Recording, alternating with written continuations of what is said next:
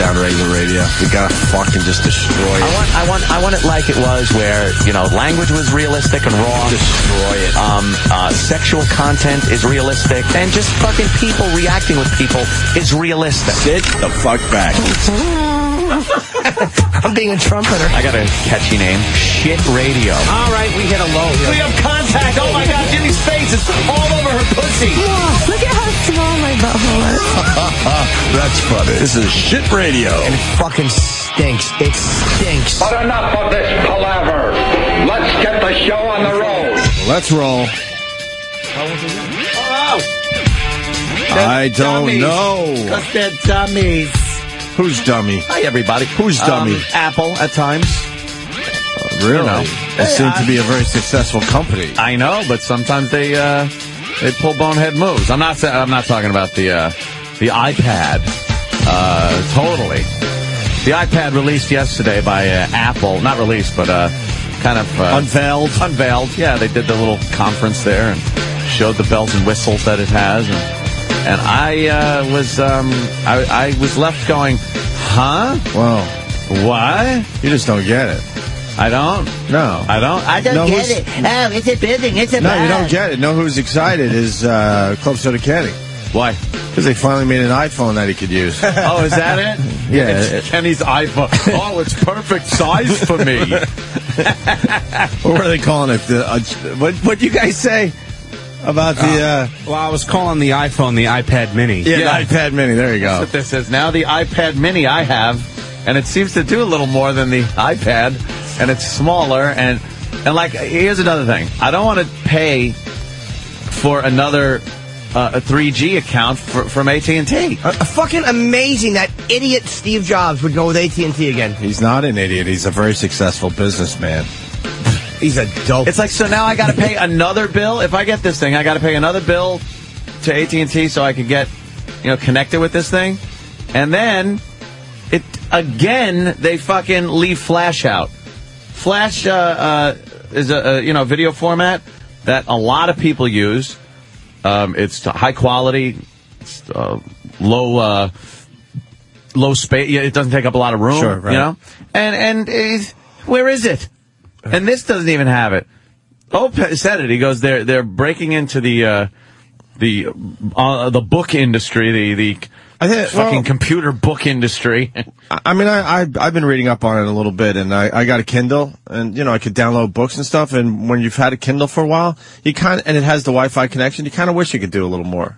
And I think that's sort of what he's going for. That could here, be what they're going for. Is like the Kindle type reading thing, but it does a little more. That's my 2 cents. Is that what we're doing right now on TV or no? Yeah, that's it. It is cool, but it's just a big fucking iPhone. How stupid. It's a giant iPhone. It really is a giant iPhone. With AT&T again. They make me sick. Yeah. Yeah. It's, I don't get it also because, all right, look, I could have a small laptop. I could have a small MacBook or something like that. Or I could have an iPhone. Like, this is an in-the-middle thing where you'd be left wanting one or the other. You want the laptop or you want the iPhone, what's in either one, and you're not getting either. You're kind of getting a piece of this and a piece of that. Sure. Like, all right, I want to watch a movie. What do I got to do? Fucking hold the thing up like a picture and look at it the whole time if I'm watching a movie? Mm-hmm. And then it docks with like a keyboard or something, but that's called a laptop. It looks like that doesn't get flash. Looks like they lost their mind and went back. They went backwards with their technology. Unless this is another prime example, and I think it is, of Apple being geniuses, by the way, which they do. They put this out. This is the first one. They already know what phase 2 and 3 and 4 is going to look like, so that you get to throw it away and buy a new one. Well, Apple's great with that, with their pre-planned obsolescence. They know what they're doing. It's amazing how many iPhones I fucking have sitting in a pile in a drawer because the next one comes out and I'm like, oh, I need that. So why don't you throw the other iPhones away, you hoarder? Are you an iPhone hoarder? Because I fast forward another 3 years and we walk through Anthony's house. We can't even find them. Up. They're just piled all over the place. There's those guys from the fucking TV show with shovels, right. Snow shoveling out my used iPhones and iPads. Well, why don't we... we got a minute 30 clip here of the iPad. So let's see if we're covering everything. After months of rumor and speculation, Apple has unveiled the iPad, its tablet-based computer. Larger in size, but similar in design to the iPhone. CEO Steve Jobs calls the device more intimate than a laptop and more capable than a smartphone. iPad is an awesome way to enjoy your music collection.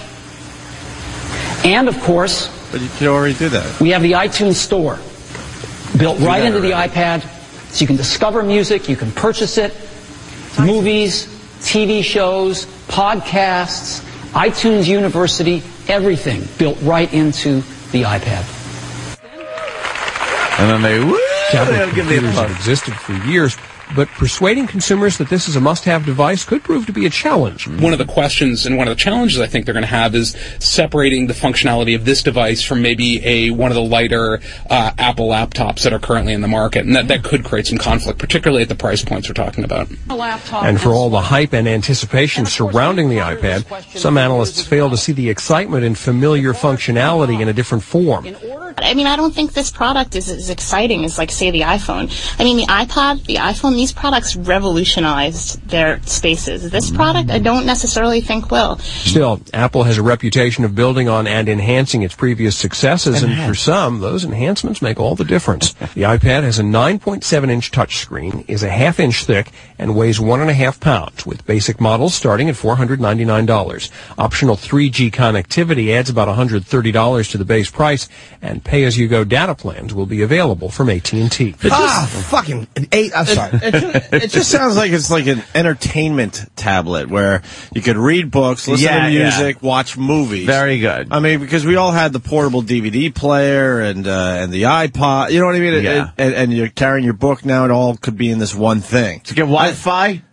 Yeah, it has to get Wi-Fi. I'm laughing. It's like, it better fucking get Wi-Fi. Someone tells me this is going to be like the fucking MacBook Air, the whatever that was. Yeah, the Mac Air, where it was a great like luxury item that meant nothing and will go away. Because this really, unless it's laptop size and is a laptop that's this thin, it's meaningless. This is perfect for the business guy that's traveling a lot. You throw it in your backpack and you watch a movie on it. You do a little of the internet and a little of that stuff, but mostly it's for entertainment. You know, the wonderful Borgata was lovely enough to send me a MacBook Air. They sent me one, and it was wonderful. What do you mean? Yeah, they just sent me one as a gift. At your house? Yeah. I got a box one day, and I thought you meant that they gave it to you for the weekend or something. No. They had a present that said, what? Mr. Cumia, we thank you for your... They want their money back. Patronage and blah, blah, blah. Here is a gift for you. So they gave me a MacBook Air. And I do use it, but the only time I use it is... it's because it stays in my bedroom. Right. So when I'm downstairs and I go, I'm getting tired, but I'm in the middle of like a poker game, an online poker game, I'll fire that thing up, do that.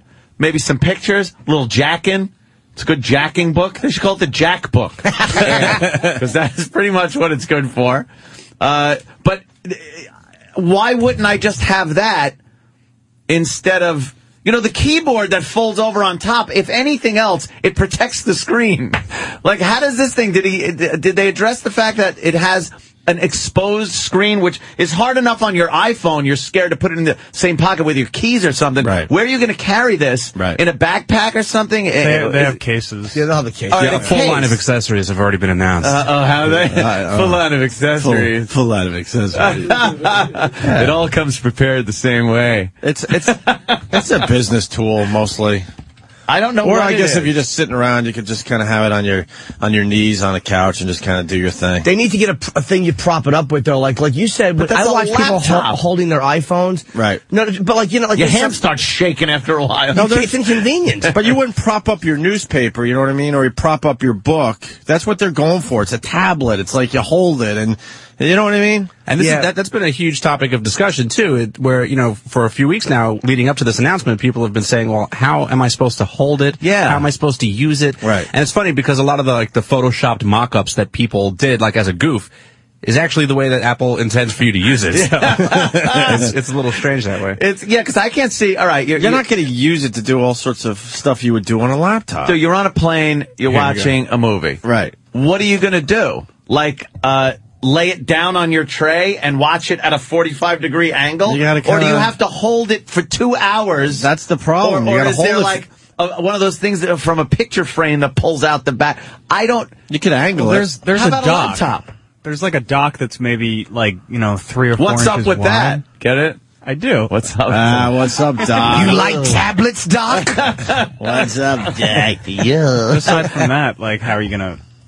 Yeah, but if it's docked, you might as well have a laptop and watch your movie on the fucking plane with your laptop. So I guess people aren't as On a excited larger about this screen. on a bigger screen. as they were excited about the iPhone. No, I don't see the lines being formed when this comes out. I don't see that. I mean, it's going to be kind of a novelty item. I think maybe in some art house shit they might be able to use these in meetings if they're trading back and forth some Photoshop ideas for some fucking product. I don't know. I'm just going to say it over and over again. They just went after the Kindle market. They see that the Kindle was selling incredibly well. Barnes & Noble has their version. So it's a Kindle Plus. I would say a Kindle Plus. That's what I'm thinking. But the problem is they don't have the same technology as the Kindle, because the Kindle...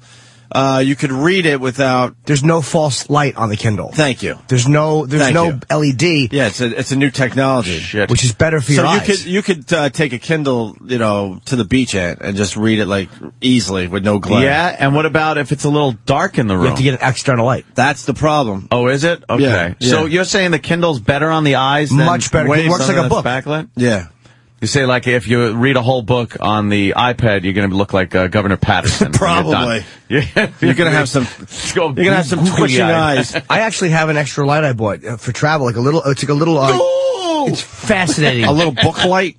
I clip it onto my ear and I loop it around like it's a Madonna microphone, and I read.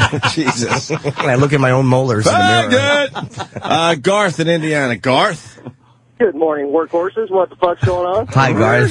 Tomorrow's our workhorse day because we work Fridays. What are you on, character?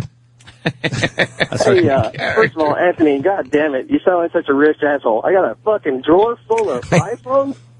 Yeah. Mess me up, man. Look, let me tell you something. It is because I love the iPhone. I really do. It has some of its downfalls, like it doesn't have flash, which I'm upset about. But I love the iPhone, and I have a drawer full because one of them fell. I was pushed into the pool when I had it on me, and iPhones do not go with water very well.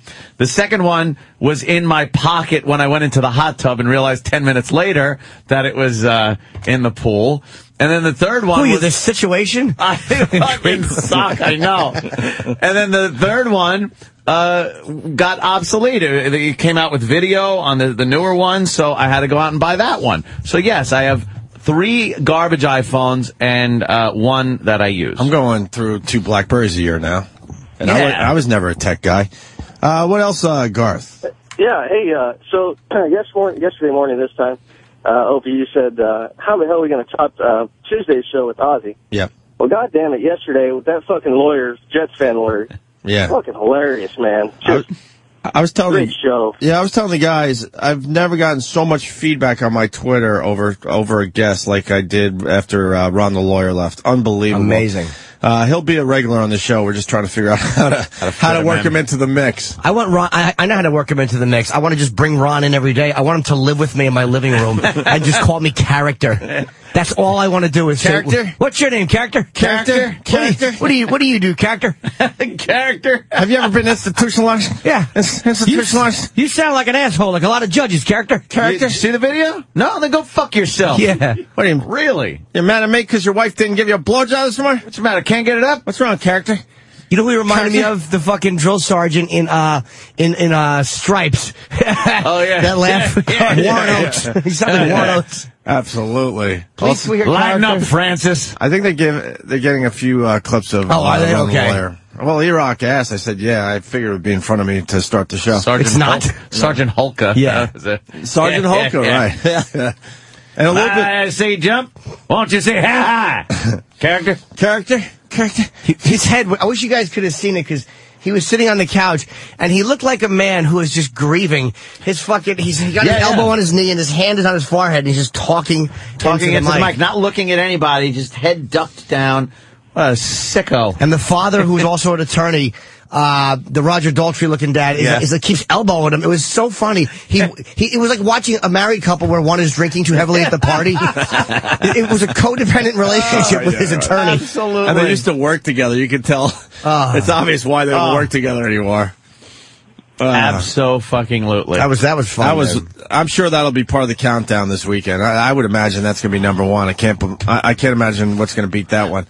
All right, Garth, we'll try, though. I think today's going to be a dud of a show, though. I mean, we can't keep this up. No. We can't keep this quality up. Are you kidding? Quality. We'll try, but I don't know. Let's say... All right, brother. Let's say hi to Mr. D in Jersey. Mr. D. How you doing, characters? Hey. What's up, character? So, character? Almost sounds like Bush a little bit, too. Jitterbug? What? Oh. Can he use this iPad as a jitterbug? Jitterbug. The old people's big button phone. That thing is hysterical. Hey, that's a good line, Mr. D. All I need is the jitterbug. That's a good line. One big 911 button in the middle. That's all you need it for, lady. Grab this if having stroke, heart attack, or man of color is breaking in through your patio. The jitterbug. Does anyone have an iPad around here yet? They're not out yet. No, they're not out yet. Okay, no. I don't know. No, they're. Rich Voss uses an iPhone. That's how it feels. Because he has little turtle feet fingers. Tiny little hands. Tom in Delaware. Good evening. Hey, character. I love you, Jimmy. I love you. Hey, I don't know if you guys noticed, but yesterday during the presentation, when they were talking about this iPad, the only thing I could think about is how much Steve Jobs looks like a zombie. You know what, though? He came back from death. He did. He looked worse the last you got to press give him some credit, man. That guy came back from death. Damn. He was checking out. Did you notice how his clothes are like 7X and he's clearly like a small? Well, he's trying to, like, cover up, I guess. Oh, cover up the Bulk skin up and with bones. some clothing. Skin and bones. Poor guy. Look at how he looked in 98, and that's 10 years later. Wow. All right. Ooh, wow. Let's say hi to Bill in South Carolina. Bill. Jesus. Take a day off. Bill. Hello. Bill. He's gone. All right, let's say hi to Zach in Atlanta. Just going around the country a little bit here. Zach. Yeah, I just wanted to point out something. Anthony can't really throw phones away. There's some incriminating evidence, like little young ladies' pictures, maybe, that probably shouldn't just be thrown away anywhere. What? Oh, he had a good concept, though. Yeah, but and then he turns the radio up. How did I do? Maybe I do better when I listen on the radio. Yeah, maybe the laughs are blocking the studio. Maybe they sweeten it in post-production. Basically, you're scared to throw the iPhones away. There might be some pics on there. Some pics or something? JPEGs. Well, the two of the phones are completely, trashed. Never get that back. Get to CSI. Let's see what we can find on that fucking thing. Let's go to Mike in New York. Mike. Good morning, what? Good morning, Mike. Hey, Ant, you degenerate gambling fuck. I was wondering if you watched the State of the Union address last night. Ah, the State of the Union. Yes, of course. Did you watch? Wouldn't miss it. I watched. Yeah, you got to watch it. A couple observations. Obama's going gray, like we've said. Oh, yeah. It's happening fast. And, I don't like where one side of the room claps and the other side just sits down. How are we supposed to get anything done down there in Washington? That's a prime example of how things work, like when they're talking with each other. Right. One side's all rah-rah about the thing, and the other side, rah-rah. How do you watch the same event and one side gives you a standing ovation and the other side sits on their hands? Because they are not going to endorse his policies. But doesn't it show you how phony and full of shit they are? Like, how partisan and biased everybody is? There have been State of the Union addresses where a president has gotten up and both sides have, given him a rah-rah. Not on every subject, but... Yeah, he had a little rah-rah on both sides, but for the most part... Well, when he talked about middle class, tax cuts for smaller businesses and stuff, then the right stood up and, clapped for him. But everything else... His healthcare thing, they weren't even cracking a smile, sitting there, must not even acknowledge that he talked. Obama was kind of funny. I forgot what point he was making where, all his boys were standing up clapping. I call them all his boys. His boys. Standing up, giving him the standing ovation and nothing from the other side. And he kind of turned and pointed. Did you see this? And he goes, I thought I'd get a couple of you to clap on that one. Yeah, he really is a card. He is a character. character? You know, he could go off the reading device for a second. He could go off the Kindle for a little bit. They don't trust him though. More than a couple of seconds. One little line, he gets a laugh. Back to the teleprompter. Yeah, back to the. Look at the words. Speech. Look at the scrolling words, sir. Well, we picked out our best parts of the State of the Union. Oh yeah, it's quick. We got five little clips that here. Fucking Pelosi sitting behind him. I can't look at that pig. Who, Harry Dean That Stanton? Fucking. I can't even fucking look at her. How powerful I'm is she? disgusted. She's the Speaker of the fucking House. She's She's third in line very for the powerful. presidency. That's Look, insane. you got one. The other That's guy, 1, there's 2, 3, right right? there, old Joe, and there's 3 right there. That fucking lump of shit. That lump of shit. Yeah, well, just unplug the goddamn bitch. I can't stand her. I don't think you should be able to be president if you get your nails done. Oh, no. I don't know. Maybe, Right from the second we saw it. Maybe I'm old school on some things, because I don't know. If you go to the parlor and you get your hair done, all, you know, up nice, I don't think you should be president. The beauty parlor. Ever since we first saw her banging the gavel all stupidly. Right. Yeah, with a screechy voice. Yeah. And she, I don't know what Obama feels he owes her. Like, her popularity is lower than Obama's. And Obama's is plummeting. Can he just say, beat it, sister? No. She's kind of, in there. And she'll be there because, she's the darling of San Francisco, so she's not going anywhere. Them fruities will vote her in every time. Well, how do they know when to They lose stand? the majority, and she'll lose it, but what happens? We'll see. Let's see go what to happens. Charlie in Philly has a little observation about the State of the Union. Charlie. Morning, boys. What's up, Charlie? Hey, when did all of a sudden did the State of the Union address become Catholic Church? Stand, sit, kneel, sit, Yeah. sit, stand, clap. What? Oh my God, Dude, I would go to horrible. I would go to church more if I could just sit down and just hang, man. I mean, the standing, the kneeling, then the thing that you kneel on, you got to put that back up so you can stand up. Pull and it back and then you have out. to pull it back out because you got to kneel again. It's like, can I just sit here, please? I'm just going to sit and watch. Yeah. And there's always, with the first lady or something, there's always, like, the local hero. Like, one year it was the subway's hero. Yes. And this year it's the cops, I think, that shot the Fort Hood shooter, which amazing the Army still just doesn't acknowledge that it was an act of terrorism by an Islamic militant. No. So they always have the person of interest at the State of Union. Did they do that? Was that? I'm just looking at the who paper. The first lady was sitting near. Yeah, I'm sure that they got the bipartisan standing. really? ovation. Yeah, Yes, they always of get the course. bipartisan. Let's go to Ken in New Hampshire. Ken, How's it going, guys? Hey, Ken. how much snow you got up there? I miss New Hampshire. I used to ski really in New not Hampshire. That much anymore. No? No, it's been pretty warm the last week, but Global warming. Global warming. is Global back. warming. It took a break, but it's back. All right. Yeah, I don't know if you guys talked about it. The other day on the Daily Show, Jon Stewart made fun of Obama because when he spoke to sixth graders, he brought teleprompters in with him. It's hilarious. You got to look up the clip. Yeah, we were talking about. I don't think that one made the air because we talk about stuff during the breaks too, and then we forget that we should probably tell the masses. But Anthony was all over that, going, "Why does he have to use a teleprompter at a little school there for sixth graders?" I mean, even stupid.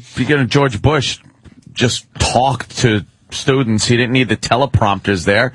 You're talking like fucking kids in school. Just wing it, or have an outline and then get up there and just talk. I don't get it. Well, what was he telling the sixth graders that he had stay in school, get an education, blah blah blah. Can't you just say that? Yeah, yeah. That's kind of dumb. The people around him seem to be a little dumb because you got to realize if Obama goes into a classroom and talks in this manner, that people are going to pick up on it and kind of beat him up for it, right? Yes. You got to think ahead a little bit, and they've been beating him up for that, and completely U-turning on his policies. He spent about, I guess, almost 3/4 of the time of the State of the Union on the economy, which now he knows is the public's biggest interest. Let's get the economy back. Let's get jobs back. And he really backed off on health care a bit, didn't he? He talked about, the fact that we still need it, and Democrats are still very into getting a health care plan passed, but This is nothing like his past speeches before the Massachusetts election, right? That the Democrat was blown out, right? Where he would just stand there, healthcare, and now he's talking about, hey, we need jobs, we need this. Oh, really? Well, Mr. 10% fucking unemployment? Now you're talking about jobs? They're saying that 10% is a lot higher, though, right? Of course it is. is. Of course. Well, he probably figures that he doesn't want to waste the next 3 years trying to get the healthcare thing done and maybe give up on that a little bit so he could get some things accomplished. 3 years? He doesn't want to waste till November when all of his buddies are gone if he keeps harping on healthcare. And then at that point, we just got a sitting duck president for the next 2 years. Lame duck, sitting duck. Well, some people would say. Sorry, Jesus, sitting duck. Wow. Lame duck, wow. That's a Freudian slip. Hello. Mr. Sirhan. Wow. Sorry about that. Lame duck, of course. Sitting duck. Perfect. Oh, my God. And I like the guy. Stryker. Good morning. Good morning. Morning, boys. Yeah. Hey, I got 2 things for you. Yep. So Obama said there was tax cuts for 95% of the middle class. Yeah. Well, I just finished my taxes. I'm 99.9% done with them. What does that mean? Yeah. I'm waiting for. I'm waiting for one form that'll come in the mail. That's the big tax cut. Because I made $10,000 less last year than I did the previous year. Had the exact same expenses, exact same tax withholdings for my paycheck, and I owe $1,500 more. This will be the first year I've not gotten a refund on my tax. Well, Obama fans will tell you that it's, look at your state taxes and your local taxes. Those are the ones that went up. Obama didn't do anything. Meanwhile, all those people took Obama's lead in saying, all right, well, the president's doing this, I'm going to do it. I'm going to set the same criteria as this $200,000 a year and over is rich, no matter where you live. Like, I think there should be a little more of a gauge. If you're making $200,000 a year and you live in West Virginia somewhere, you are making a pretty damn good living. You live in Manhattan? No. Sorry, you're not rich. Well, yeah, it's a bit different. Stryker, I got to ask you, if you don't mind, how much money do you make a year about? My wife and I combined last year made $61,000. The previous year we made $71,000 combined. So combined, you guys are making $61,000, and you're not getting a tax refund? No, they're not getting a break. That's fucking insane. No, I have no, and it's just to us. We don't have kids, but we have, we had like $18,000 in medical expenses because my wife was hurt early in the year really bad, so we had a massive medical bill. Well, Stryker, what happened to her, man? Oh, Jesus. She was in a car accident, and eventually we'll get some of the money back once the lawsuit's settled. But what happened to her in the car accident? Oh, just a lot of really bad broken bones, and she actually has a little bit of mental, almost like a PTSD type situation, because she refuses to drive now because she's so scared shitless from the accident. You should have hit it, you faggot. Come on. Come on. I can't. Hold on. He had his finger on the button and everything. Let me say. I can't. The story just started getting to me somewhere in there. Absolutely. It is kind of...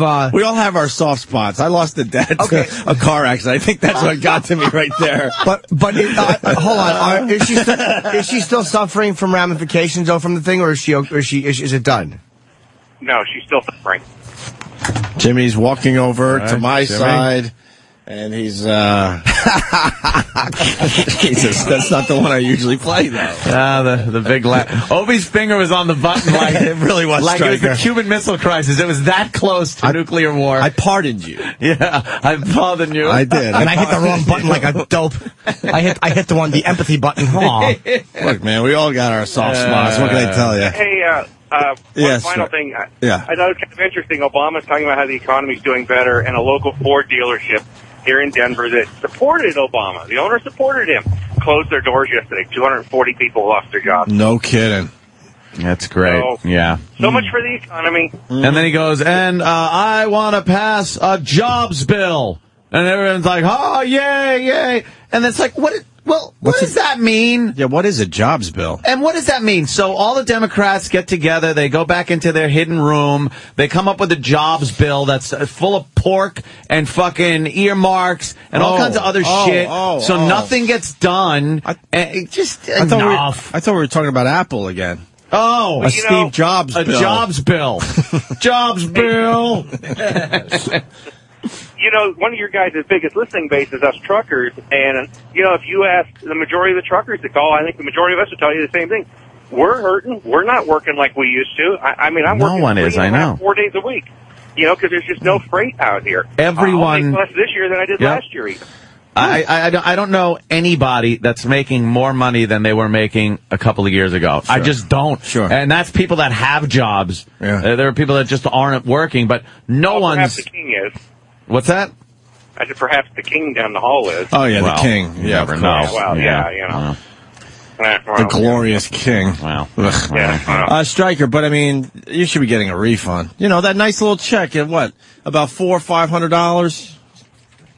I was hoping for about $1,500. $1,500 would be nice, but like even $400 or $500, you do a little something with the surprise money. You get in the mail. When I used to get refunds when I was a tin knocker, I was an enriched motherfucker. Oh, was I just fuck it, like my mama used to call it. Dude, I started treating everybody for like 2 days straight, and then I was right back where I was. Just broke again. I'd sit there and go, yeah, and I'd have to go to a bank. Like some bank that would cash it because I didn't even have an account. I didn't even have a bank account. Know who got my tax refund year after year, believe it or not?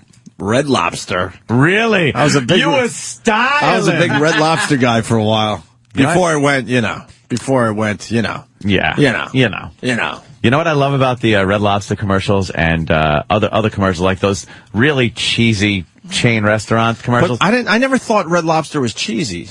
For real. You don't at the time. You're Long Island trash at the time.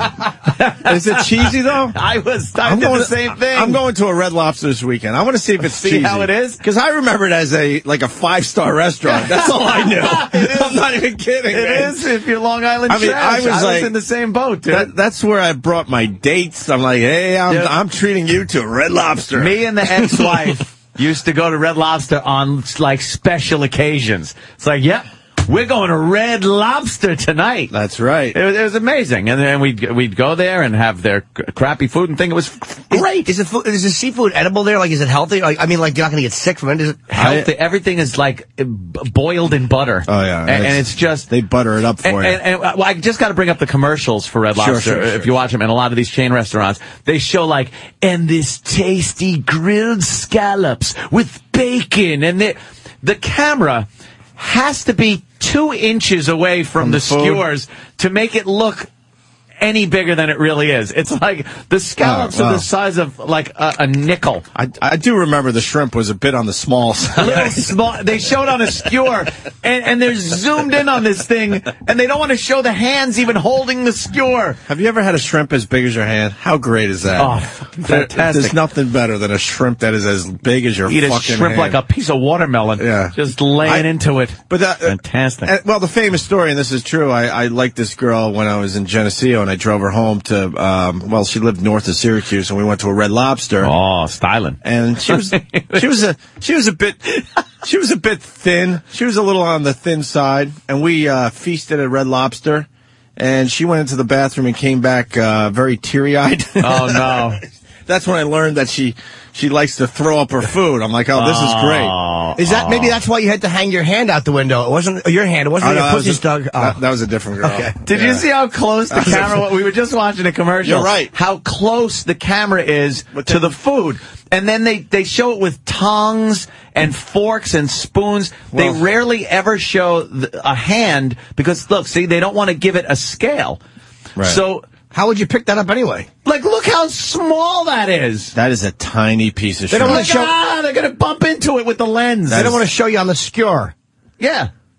Skewer. Character. Skewer. Yeah, so she came back from the bathroom with the teary eyeballs. Yeah. I think she finally admitted. I'm like, oh, that's your issue. Great. She had a vomit. Great. Lucky me. Another girl with an issue. Wow. Who saw this coming? Little baggage full of vomit? I said, beat it. Beat it, stupid. Yeah, get somebody else with baggage.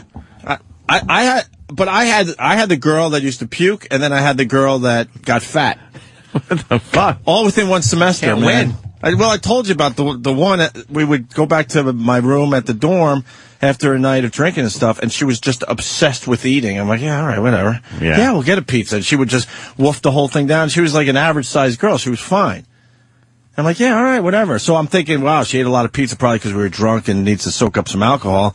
Next thing you know, she took a semester off. I told the story a few times. Then I'm walking down Main Street in Geneseo, and this big monster comes running toward me all excited because I haven't seen this girl in, I don't know, 6 to 9 months, whatever it would be.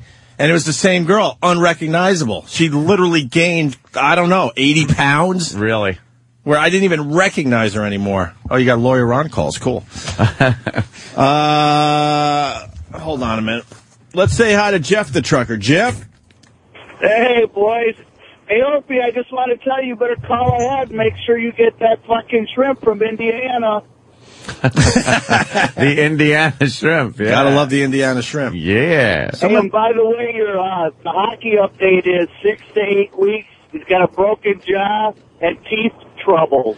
Yeah, you know what? Thanks, Jeff. I figured I don't know how much hockey these people want to listen to, but broken jaw. We told the story of Hillen, the Islander guy who took a puck right to his front teeth, the top teeth it looked like. Yeah. Slap shot. I don't know. The guy was 10, 15 feet away, and there's the update from Jeff. 6 to 8 weeks. He broke his jaw in. Yeah, it broke his fucking jaw and knocked teeth out of his head. Well, teeth problems. Who knows what that means? They could all be loose at this point. The problem is they were laying on the ice. And now we're fucked. The Islanders are fucked because we're a little light on defense to begin with, and now we lost Hillen, who's a soldier. Yeah, he's a soldier out there. It's not good for the team. I think we're in trouble as far as the playoffs go for now. Let's go to Sean in North Carolina. Sean. Good morning, boys. Good morning. Carolina. When the subject of Red Lobster come up, Ant didn't mention his favorite demographic, but down here, I guess it'd be comparable to Popeyes up north.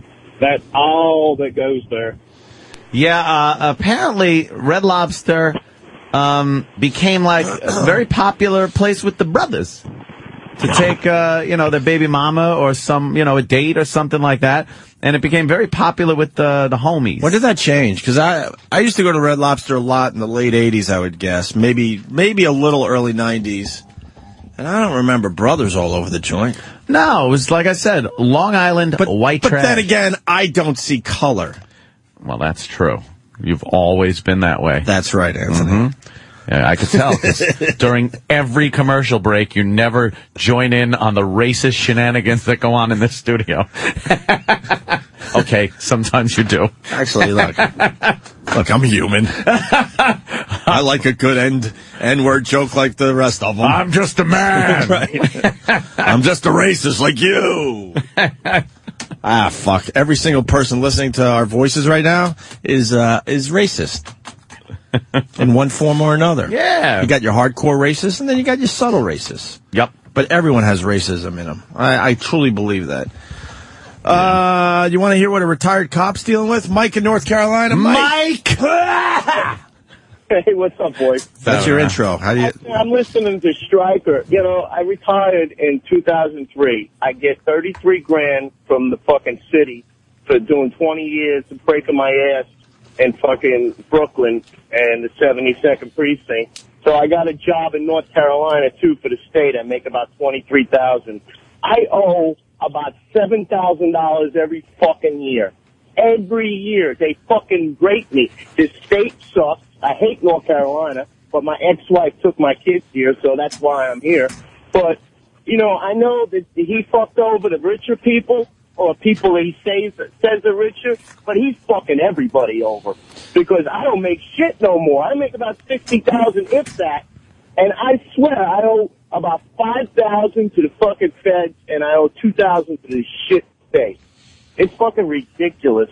I mean, I don't know how he expects, people to live. My wife's on unemployment, right? She got $6,000 in so many months.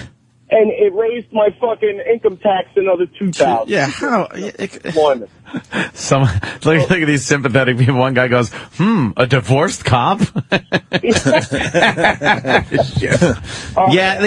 Pension money, I don't understand how they just rape that, too. They take it. I know, it's ridiculous. But well, you see, this state taxes up New York City pensions, anything. So I'm fucked with the state. But then with the federal government, I mean, I used to make a lot of money up north. You know, I used to do a lot of overtime, moonlighting and stuff, and I always got a refund. Now I make nothing, and I'm paying these bastards. It's fucked up. I know how you guys feel. I know you're getting fucked, Anthony. Yeah. I know. Right in the ace. You know, I got...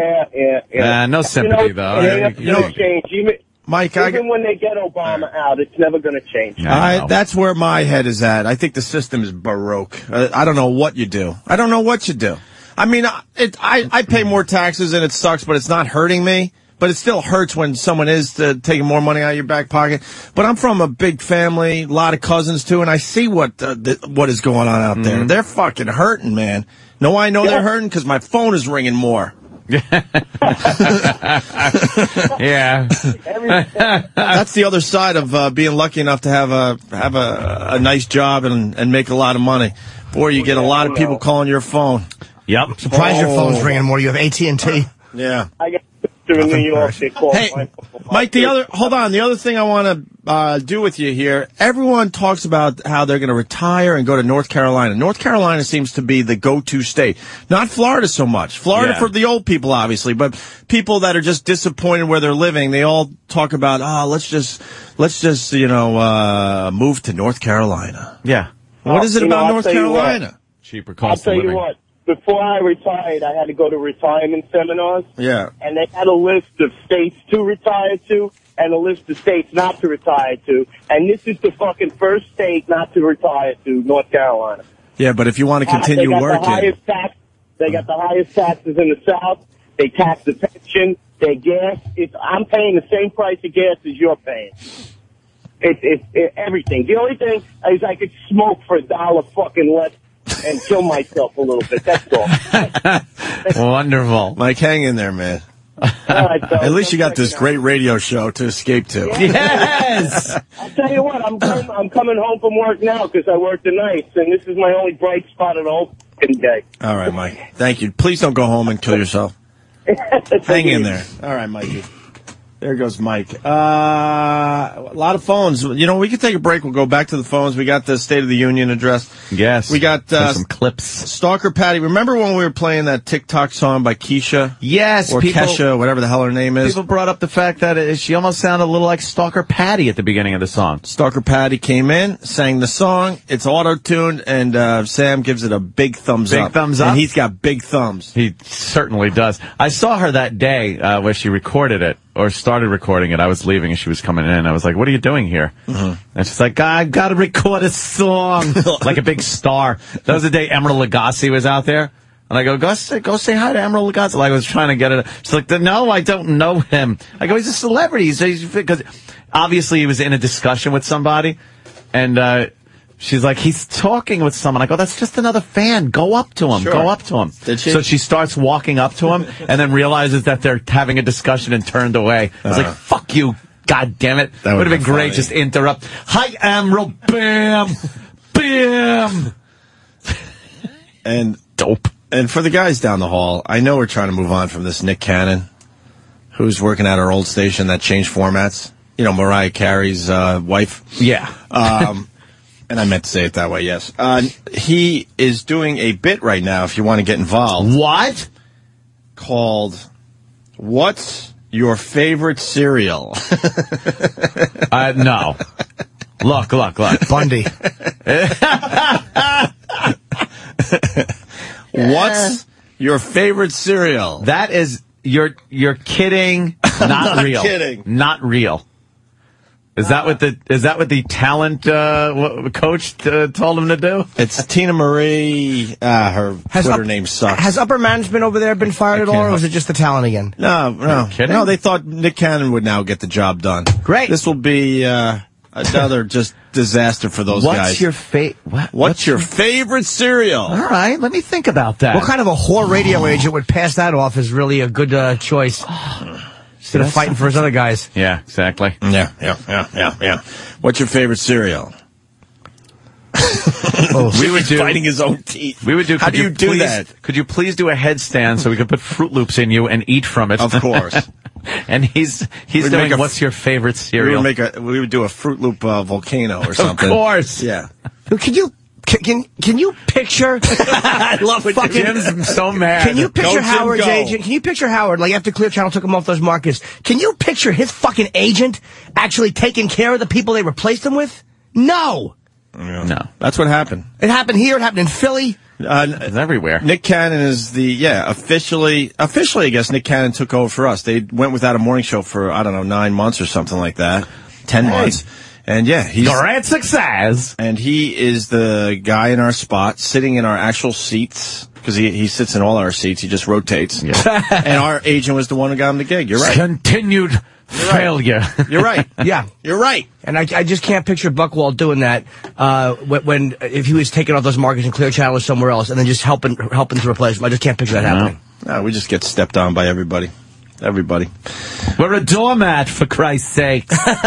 We should all have welcome written on us. Yes. But if the boys could get a little Nick Cannon doing What's Your Favorite Cereal, I gotta hear that. Number one market in the country. Number one market. Paying this guy, I've heard at least 7 figures. Yeah, it's got to be huge. Well, it is 7 figures, but I don't know how high. With the decimal point. Yeah, I don't know how high in the 7 figures it goes. You could tell by the Bob graph. We call it the Bob graph. Yeah. How much time he spends with a certain person is how much money they're making. Sure. So obviously. By studying the bar graph of the Bob graph, I see that he's making a lot of money. Right. Sam's running down the hall. Oh my God, is he? Oh, I love this. Look at his feet. Oh. Quack, quack, quack, quack, quack. I'm Sam. Quack, quack, quack. You're a brown noser. You got funny feet. Why are you wearing a Sirius hoodie? Yeah, what is that about? How much they charge you for it? It's a company I work for. Yeah. I got big news though. What? The results are in. He really is doing the cereal thing? I didn't hear the actual whole bit. I But just the turned it on when results you are said in? it. The results are in. Don't tell me. Tell us after the break. This is a good teaser. Yes. Cliffhanger. I got first and second place. Let's have a cliffhanger. And they'll be after the break. After the break, we're going to find out what New York's favorite cereals are.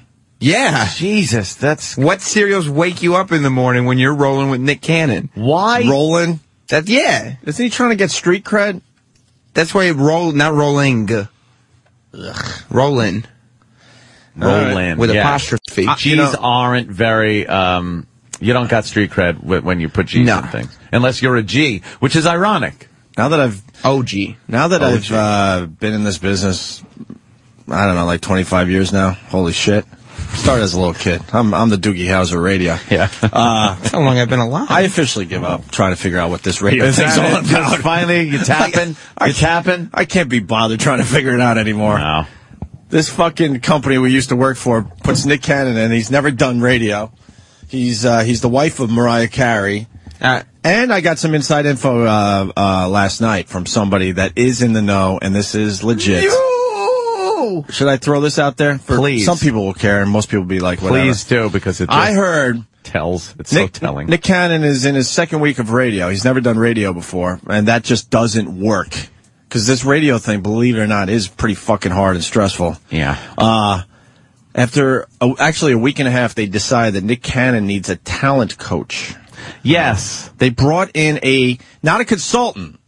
They brought in a guy, a high-powered guy, supposedly out of L.A., yeah, to teach Nick Cannon how to do radio. To have talent. You have to teach him to have talent. He actually has a talent coach, because they realized quickly, like, holy shit, this guy doesn't know what he's fucking doing. Which is no surprise, because CBS has done this many times before this. Oh, please.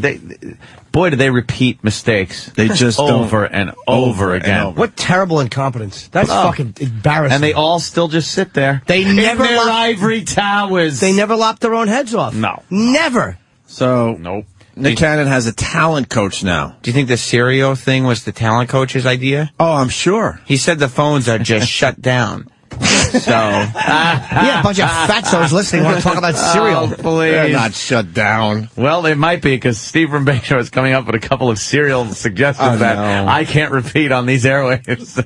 Why? You didn't write it. I am not going to repeat it. I wish they would just let him do his show. Well, you'll have the results, and maybe just a little audio, just a couple snippet. It has to be quick, though. You can't take long Nick Cannon today? No, when we were playing the Nick Cannon audio last week, I realized we were in over our head. Like, we can't make anything out of this. Just and then we're just sitting here stuck looking at each other, listening to Nick Cannon. And but Opie, we can't even goof on this. We didn't have an angle on it. But Opie, he didn't have a topic. He was just riffing with the music and welcoming New York to his new show. Now, we have What's Your Favorite Cereal? Yeah. I guess the number is, thank you, Tina Marie, First Rec. I mean, if you want credit for your Twitter, you got to come up with better names. But she goes, you could call him at 888-923-0923. Ask him how it is to be married to Mariah Carey. Yeah. How it is to be a wife to Mariah Carey. It's probably crazy because Mariah did prank call his show. Yeah. Do you have that audio? Not yet, because I'm recording the live show. You gotta get that. And he knew it was his wife. No. Husband. Within, seconds, right? No, it was a prank. So, she got him. She got him? Yeah. Please get that. All right. We got lots to do after the break. You want to hear a Lawyer Ron call going into break? You bet I do. Do we even have to set this up? No. All right, we don't. This guy is going to be a star on our show. Lawyer Ron talking to the callers yesterday. Here's one of the calls. But these lawyers come in and they start telling them, look, financial opportunity. That's the problem with America today, is that the lawyers are all over the place. Well, you think this is an issue of financial opportunity for the lawyers, then you're an asshole. How about that? Because this guy's got nothing to do with financial opportunity, jerk off. This has to do with the fact that a kid who drove hundreds of miles to get to a football game to watch a team he's been cheering for since he was born get thrown in jail for 8 hours and get kicked around by the police. If you think this is a financial opportunity for lawyers, then you got some retraining to do yourself, pal. Did you fly or drive? He flew. Do you get that? You think this is a financial opportunity? I'm talking about retraining. I'm talking about reassigning. I'm talking about not having some out of control asshole grabbing a kid because he doesn't know how to handle a tailgate party, which is no different from any party that you might ever been to at the Meadowlands. You get that? Do you get that? I think because if you don't get that, then get the hell off the phone because you're wasting my time. And we're gonna do 10 miles, rain or shine. So you better hit them bumps, my little babies. Or Sergeant Hulka with the big toe is gonna see how far he can stick it up your ass. Yeah, that sounds like Ron the lawyer a little bit, right? Sergeant Hulka? Yeah, Sergeant Hulka from Stripes. John Candy was in that movie. He didn't have a big role, though, I don't think. I don't really remember John Candy's lines from Stripes. He would have awful lines like he would be walking on the train and go, hey, is there a movie on this flight? Yeah. Movie on this flight. Fucking love John Candy. And there was the best line is after he was all covered with mud. Yeah. And John Larroquette's like, what happened? He's like, well, sir, we were on our way to bingo parlor. And, and John Larroquette goes, shut up. He goes, okay, sir. Okay, sir. Okay, sir. Okay, sir. Opie and Anthony, we got State of the Union audio. We got more of your phone calls. A lot of people bitching and complaining. I don't blame them. Just getting fucked. Tax season is slowly approaching. Also, let's not forget about the Groundhog thing. We got to talk about that as well. Peter's getting involved. Yeah, they're not very excited about Punk's Tawny Phil. After all these years, they want them. Well, I guess we could do it because it's quick. They want him to use what? A robot? A robotic. A robotic groundhog. Yeah. You know, look. Yeah. Yeah.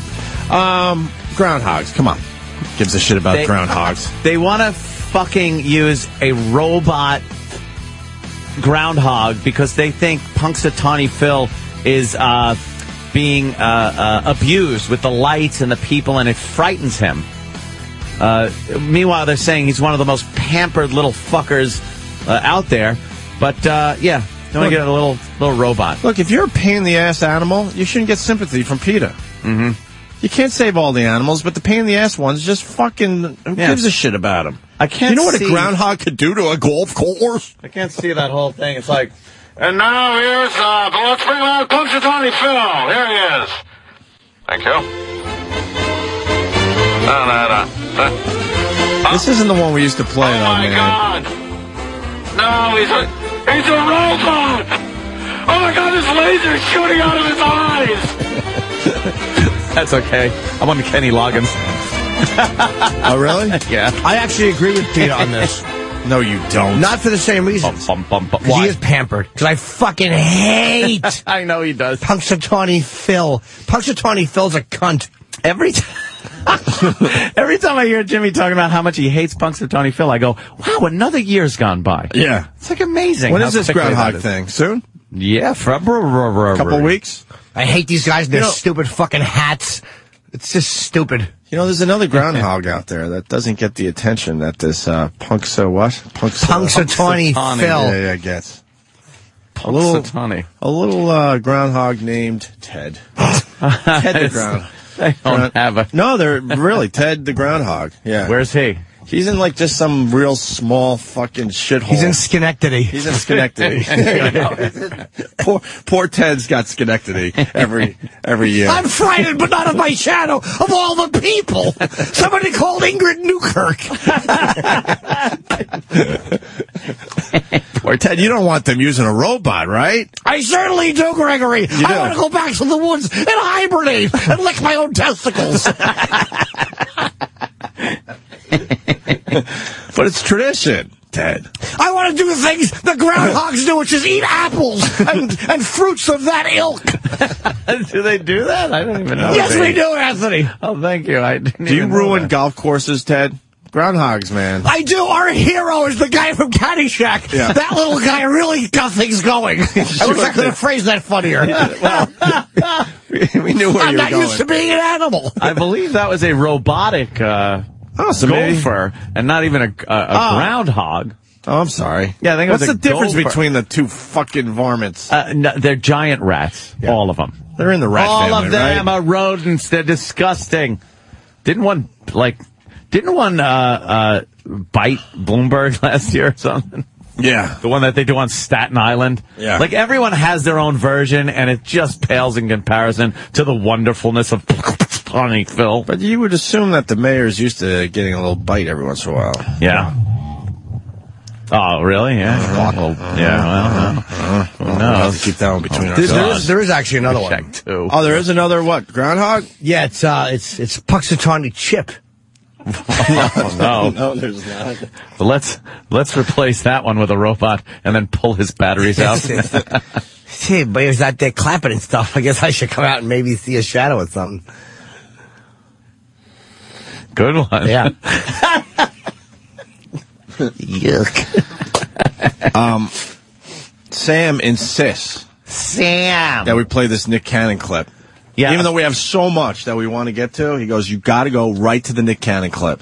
I guess it was brought to my attention on Twitter that Nick Cannon's doing What's Your Favorite Cereal? What's your favorite cereal? And we got the conclusion of it. Now, that's the cutting-edge kind of radio that they are looking for over there at our old station. Right. Now, we used to work there. Obviously, Nick Cannon's there now, who's married to Mariah Carey, represented by our own agent, which is wonderful. Yeah. And he's doing the type of radio that, Opie, we just couldn't pull off. Hell fucking I guess no. we just couldn't pull it off. But what's your favorite cereal? Now we're talking, I just see ratings.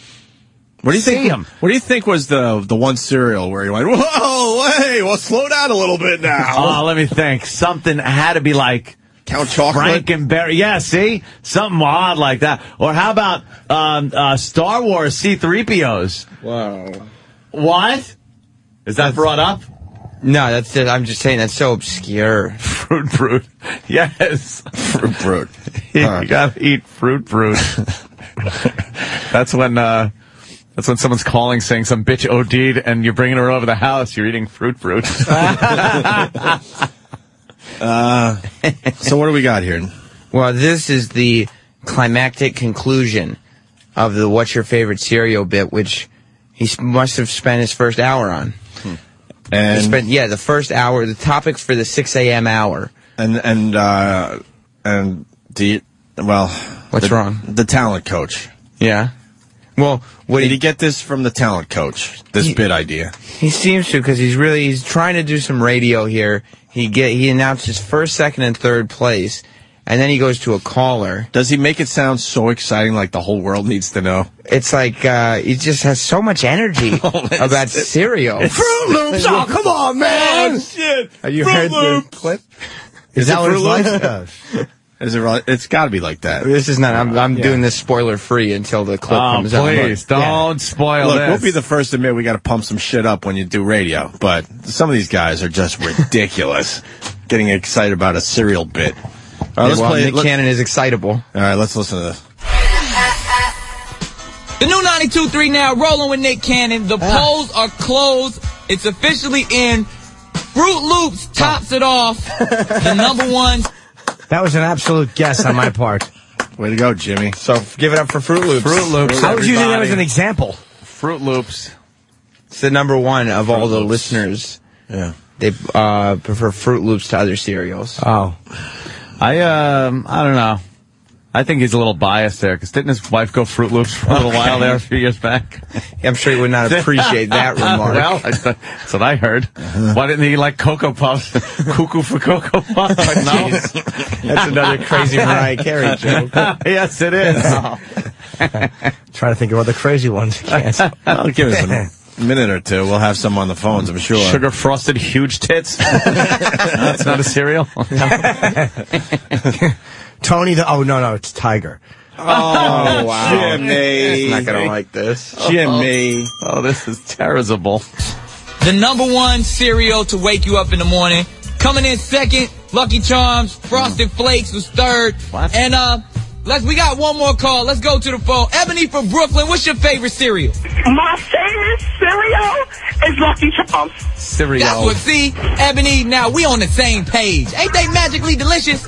What? Is they magic? Oh, the milk, Nick. Asta? The milk, and you still got, and like you be chasing that one little marshmallow around with your spoon, and it be swimming all through the milk. That is enjoyment. I can't. What's wrong? I'm tapping out. No.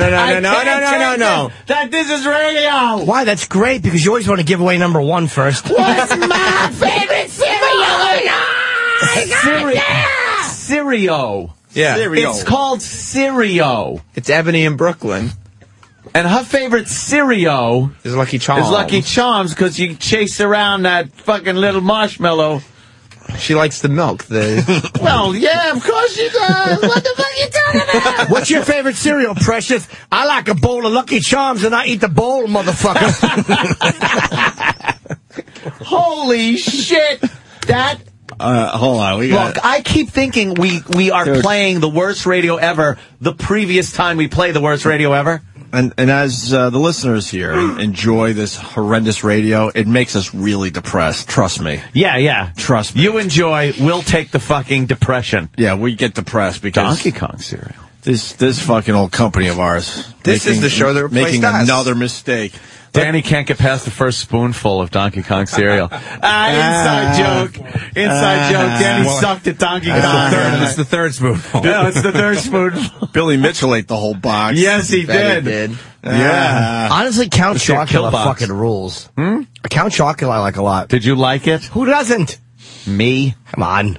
I hate milk is the problem. What? I'm not like fucking, what's the name there? Whoa, are we going to do the bit now? Yes. What's up with you We'll guys? do it better, though. No, I'm saying I don't like milk, period, so I don't fucking like it. I like Cookie Crisp.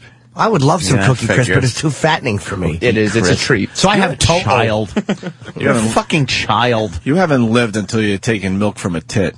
What? What's to do with you and breast milk? Didn't somebody do that? Didn't somebody do that one day? We had cereal and tit milk or something? We did breast milk ice cream. I ate breast milk ice cream. Because I'm a shock jock. I was shocking that day.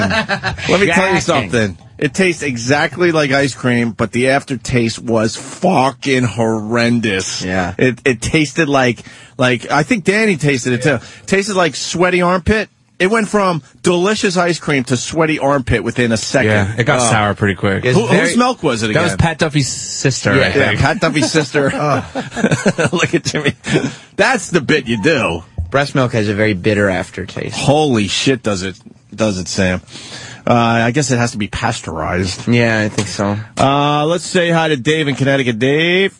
Good morning, boys. Hey. I was wondering if Nick Cannon had a big bowl of Abu berries. Let's go to Chris on Long Island. Chris. I'm surprised Lucky Charms didn't win. They see that leprechaun, they go, give me gold! I want to go! Give it a go! Have we played that in a while? And Opie's favorite is Good Friends, right? Yeah, I know. I remember the Good Friends discussion. I threw my... I got thrown under the bus for like a half hour. Friends. That was horrendous. I don't eat Good Friends anymore. Good Friends. I don't. I really don't. Right, showing all different races of people. Why does it have to go back to me? Their fucking Kashi Good Friends cereal. Keep it with beating up Nick Cannon. Why does it have to go back to me? It's Good Friends Horrible Family Members cereal. Look, I'm a fan of the Kashi shit, but that, are you? But that the Good Friends. Are you was horrendous. voting? Oh, no. We're doing the bit again. Let's say hi. Well, how come every time we listen to horrible radio, we always wind up doing the bit? They're good bits. Are they, Sam? Are they? Yeah. Let's say hi to Akiva. We're assholes. Akiva. Hey, what up? I think maybe Nick Cannon's having himself a nice bowl of chock full of nuts. Mariah. Chock full of nuts? Is that an actual coffee? That's yeah. You should have said nut clusters. What's wrong with the cereals we got? They eat pretty good. Cereal. What's some of those cereals? Cinnamon Toast Crunch. Captain Crunch. Wheat. Mini medicine, mini, and I got mixed up with wheat thins, so it came out with meat. Yes, those are great. Wheat thin cereal are delicious. For the lady with a glass eye.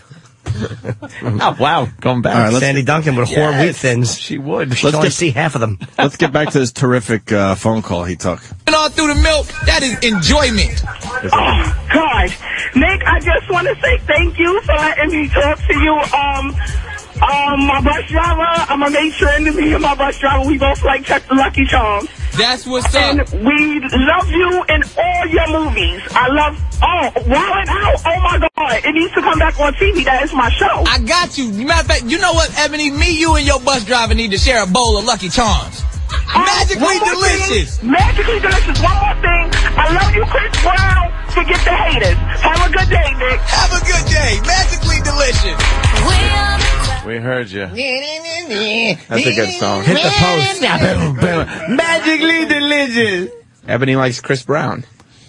Yeah. Me and my bus driver. She likes a nice fucking punch to the face then, I guess, huh? I was on here with my bus driver. He said Lucky Charms too. My crack dealer said Lucky Charms. Everybody loved the motherfucking Lucky Charms. Even a fat, retarded white girl. Yeah, that's on the bus here. Yeah. Holy shit. Oh, God. Whose ass is that? Wow, that's It's Lindsay Lohan's. What is she doing?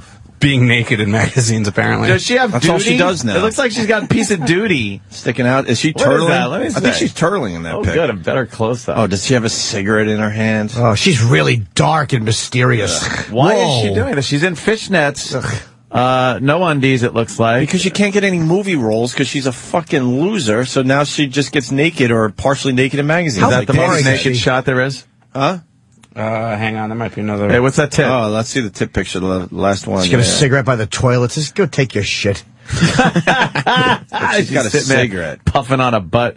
Look at that shit, yo. Hiding the nipples, of course. No, you can kind of see that. But can you? look at that shit. Yeah, the new thing is to show it a little bit. All right. She's got some nice tits. Yeah, she's all right. That dumb word again, tits. Can't stand her. Dumb face. I'm not a fan of Lindsay Lohan. Oh, she's a wild one. Look out. We met her before, like she went like nuts. Nah, she was still crazy when she came in over at XM. You think? Yeah, she was. She was already starting that party and shit. Oh, yeah. All right. She wasn't crazy in Freaky Friday. Right after that, she just lost her mind. Okay, she was 9. She's perfect for you. Wow. She's perfect for you. Stop. You wouldn't. No, she's perfect for you. Come on. She is like get you in a lot of trouble crazy. That is a get you in a lot of trouble, crazy girl. When you're out, you'd be getting in fights and just drug charges and just having to take the fall for her. She's driving away. You're there getting cuffed going, what happened? Fuck that. Have you ever dated one of those? No, not that crazy. I haven't gone that crazy, or I haven't let it escalate to that where it all starts off nice with maybe a little dinner date, and by the end of the weekend, you're in jail. You're in jail going, what the fuck happened? She's in the hospital. Yeah. And not because of you. She's going into rehab. She's ODing. Yeah. You're taking the fall. I never had that John Travolta drive to Lance's house. Right on. You ever have the John Travolta kiss on the steps of a plane? Well, enough said. I'm not bringing that up. You see the video of him? Kiss on the... That is great. You see the video of him bringing supplies to Haiti on his own goddamn plane? His own plane. Yeah. He was affected by that thing. Was he? He's affected by everything now Haiti. since the passing of his son. Yeah. He's very sensitive now. Did you notice he hit the post on a I love that we educated the listeners to how horrendous radio is, and now they pick. Yeah. I get emails and tweets all the time where people now, like, they enjoy listening for all the hack shit that we point out. Yep. Sean in Albany. Sean. I wasn't pointing that out. Someone in studio pointed out that he hit the post on a pre-recorded phone call. Yeah. Pre-recorded phone call and he hits the post. Oh, yeah, because you do a little math. You're like, okay, the intro on this is 15 seconds, so 15 seconds left in the phone call. I'm going to start that record, and it's going to match up nice. No, you're thinking too much. Nick Cannon's not saying, I'm going to do that. Nick Cannon sits exactly with nothing in front of him and just talks. He's got a staff to do that for him. And a talent coach. And a talent coach. Poured up. Who's saying, you need a talent coach to do radio, man. You're in the wrong fucking business. We have not. Our problem is we never listened to one fucking person in all these years. That's not a best one. Problems ever. Almost listened to Eric Logan. Almost. Maybe we should bring a talent coach in here. Hell fucking no. All right. We should, just to ridicule him. We should bring Dude, you know how much fun that'd be if we had a talent coach come in and then all of his awful suggestions we incorporated and then ridiculed them? Dude, that's exactly what we should do. Get a talent coach for a fucking couple days. All right, well, let's not talk about it on the air. You're right, I'm stupid. Lesson one of the talent coach. Keep it under your hat. Right, let's keep the bit under our hat. Let them forget we ever said it, and then you know... Then we're in. Yeah, exactly. You want some Obama, Aunt? Obama? I don't know. Michelle Obama looked like she was pissed off last night during that address. And she had a few looks different from what day? She had a few looks toward the president there. I think the president mentioned that she's... What the fuck was the one thing? Oh, shit, he did not. What? Oh, wow. I thought... Oh, that he mentioned... Okay. Sure he knows. Yes, Ken. All right. You mean when he gave her kudos for doing, like, taking care of fat kids? That's what it was. Taking care of fat kids. Yeah, and she looked at him like, what the fuck? No, that's really what happened. Yeah, she gave him a look like, I'm doing a little more than that, sir. Yeah, she got a standing ovation, and she's telling everybody else, sit down. Sit down, sit down. It's not about me, even though she wants it to be about her. And then the president, you know, off the cuff goes, she gets embarrassed. Oh, really? Yeah. Off the cuff. Yeah. All right. What a guy. Well, let's go to Obama setting the record straight on the financial situation. I'm not going to play all these clips. We'll play a couple now, and then we'll play a little later. We'll mix this shit up a little bit. Yeah. So let me start the discussion of government spending by setting the record straight. Oh, Jimmy's standing up clapping already. At the beginning of the last decade,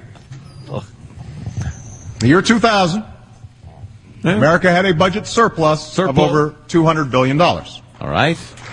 Blame it on Bush. By the time I took office, we had a one-year deficit of over $1 trillion. Right. And projected deficits of $8 trillion over the next decade. And I will raise that even more. Most of this was the result of not paying for 2 wars, 2 tax cuts, and an expensive prescription drug program. On top of that, the effects of the recession put a $3 trillion hole in our budget. He is not taking responsibility. All this was before I walked in the door. Shut the fuck up. Now,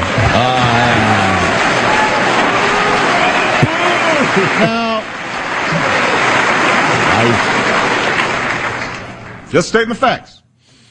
Oh, the facts as you see them. Shut up. Every president has to inherit the other president's shit. What he's done is increase that deficit. How about you talk about that? How much money you're fucking bleeding more than Bush left. I understand Bush chalked up a fuck of a deficit after Clinton had a surplus. By the way, under Clinton's surplus, our intelligence was gone. The fucking military was decimated, and 9/11 was a direct result of that. 9/11 then cost a lot of fucking money, regardless of the wars, regardless of the 2 wars, cost a lot of money to just get our intelligence back up. Have that shit running. Have a military that's stronger and can deal with situations like 9/11. And to keep that from happening again, which, by the way, it didn't. That costs a lot of fucking money. And this motherfucker is complaining still that Bush chalked up a huge deficit, and what is he doing to cut that deficit? Oh, that's right, he's not. He's taking more money, printing up more money, taking out more loans from fucking China. Shut up already. State of the blame Bush. State of the blame Bush address. Very good. With Pelosi's fucking goddamn dry ice steam coming out of her pussy. That fucking frigid cunt. Yeah. What do you do for a living, character? Greatest quote ever. Character. What do you do for a living, character? Character? The way he says character is the best. I want him to actually just call me and say that all the time. Call me character. You know when Steve calls when we have to talk about medical shit? We're going to have Ron the lawyer call when we have to talk about lawyer Absolutely. shit. So it's going to be, he's going to be great. I thought you meant Steve. Here's the second half of what Obama was saying last night. If we had taken office in ordinary times, I would have liked nothing more than to start bringing down the deficit. But we took office amid a crisis. Hold it. When are ordinary times, by the way? What the fuck is that, Little House on the Prairie? When are ordinary times? Presidents usually take office, and there's some kind of fucking crisis. Reagan took office in the middle of the fucking Iran hostages and the Cold fucking War. Remember that thing that lasted a couple of years? Every president had to deal with the fucking threat of nuclear fucking war. Come on. What do you do for a living, character? I co-host a radio show. LBJ had to get a limo with stuff all in the back. Exactly. I'm with you on that one. There's never ordinary times. Ordinary times? When was the last time we had ordinary times? For real. Could you think back in history, the last time we had ordinary times? Ordinary? What does that even mean? He threw a word out like ordinary times. Basically, where the country was running nice and there was no major issues. When was the last time? And let's not go for the joke right away. When was the last time we had ordinary times? 1861. See, that's why I said 1861. That's why I said let's not go for the jokes right away. Although that's a great one. Come on, Google it.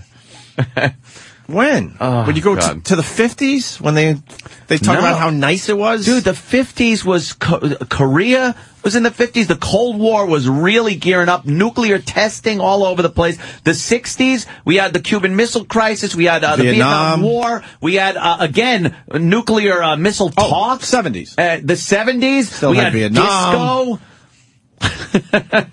70s, huge recession, fuel crisis. That was the Ford thing, where he told Ford to drop dead. Gerald Ford told New York City to drop dead. Yeah, right.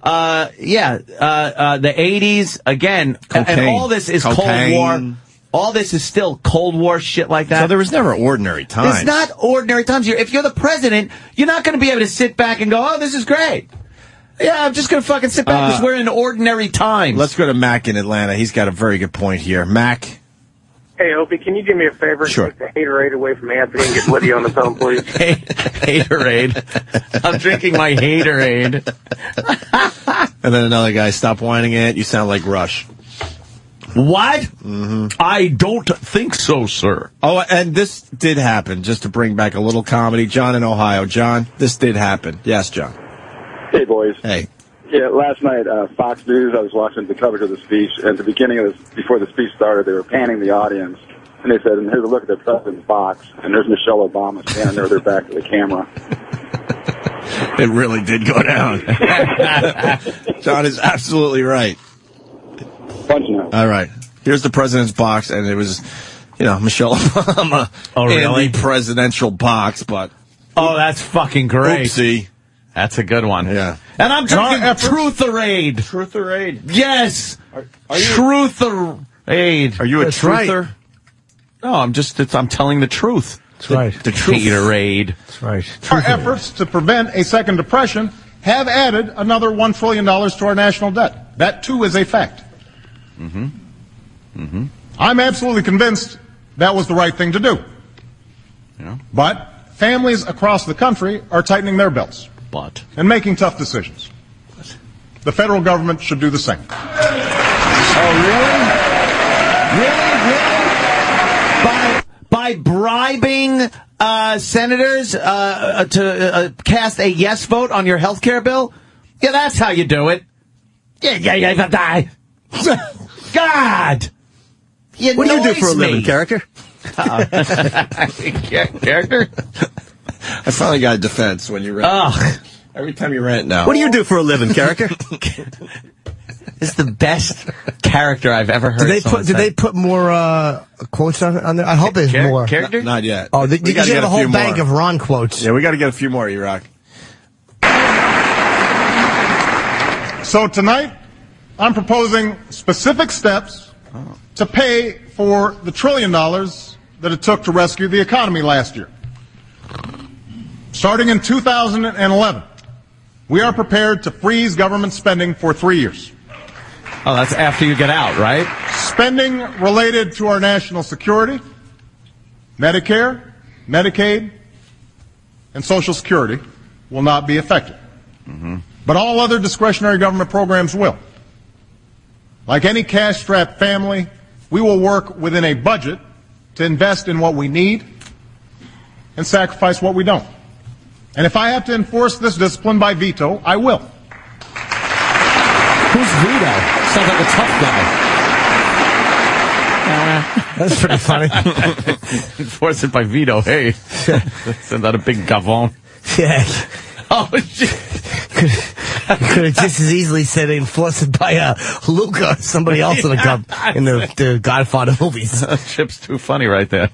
Actually kind of, made sense. No, it didn't. He just took a funny joke you made and then just trampled it with a boring fucking long-winded thing. I just like telling you Chip's funny so you're annoyed. Oh, I'm not annoyed. I want Chip to be a hit. Chip is the proverbial hit. Quite a hoot. Let's say hi to Barry in Virginia. Barry. Oh. Buenos noches. What? Good night. So this fucking blowhard cocksucker, come on, he's Anthony. He's fucking just ranting. I know. I'm just giving my opinion. High school education does not any longer guarantee a good paying job. All right, so all my fucking taxpayer money paying for fucking minorities and assholes who couldn't graduate high school like myself. So that if you do go to college for free, then absolutely you will have a good paying job. I mean, there's no goddamn doubt.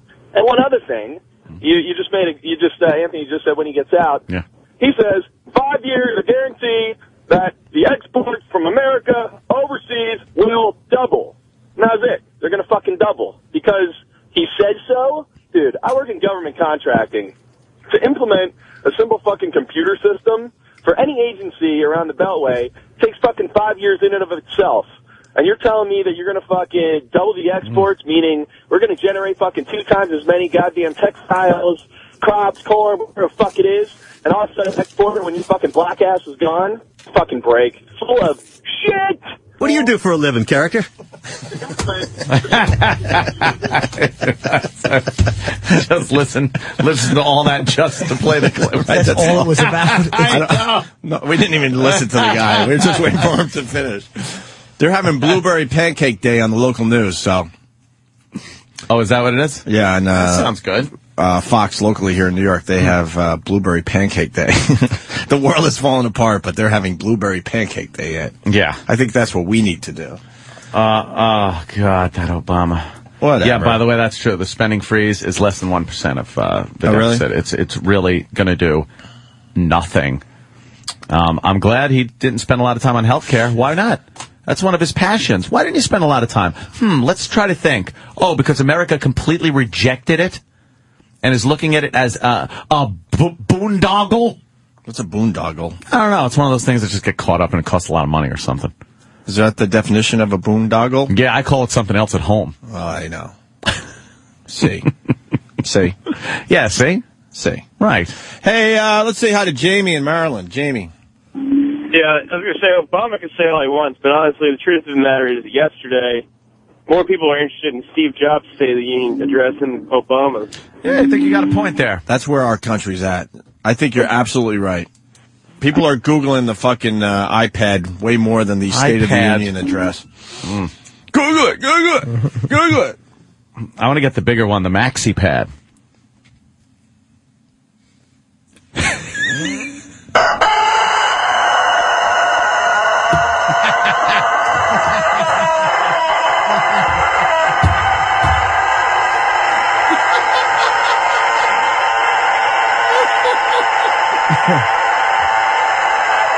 Wait, it becomes funny again, right about here.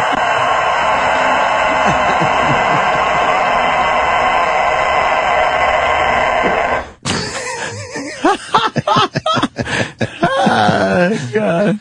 Yes, that is a fucking rooster. That will be in the Hall of Fame. Sure. Of bombs. State of the Union, more audio later on in the program. Why don't we take a break? Because after the break, we got Stalker Patty performing TikTok by Kesha or Keisha. I think it might be Kesha, now that I think about it, right? Yeah. But we'll go to break. Kesha. We're going to go to break with our new favorite person, Ron the lawyer, taking phone calls yesterday. This is a part one, part two. Fuck it. By the way you just handled that last call, you're clearly doing a disservice to your profession by calling somebody an asshole when you're there on the time. Come on, dude.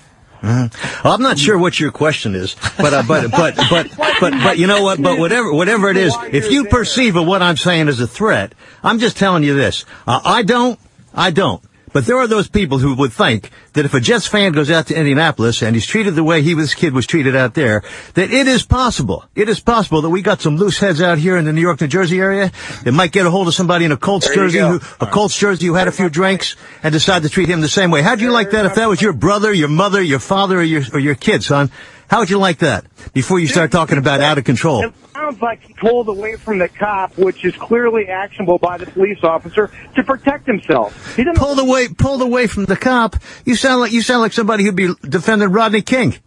Dude, no, I'm not.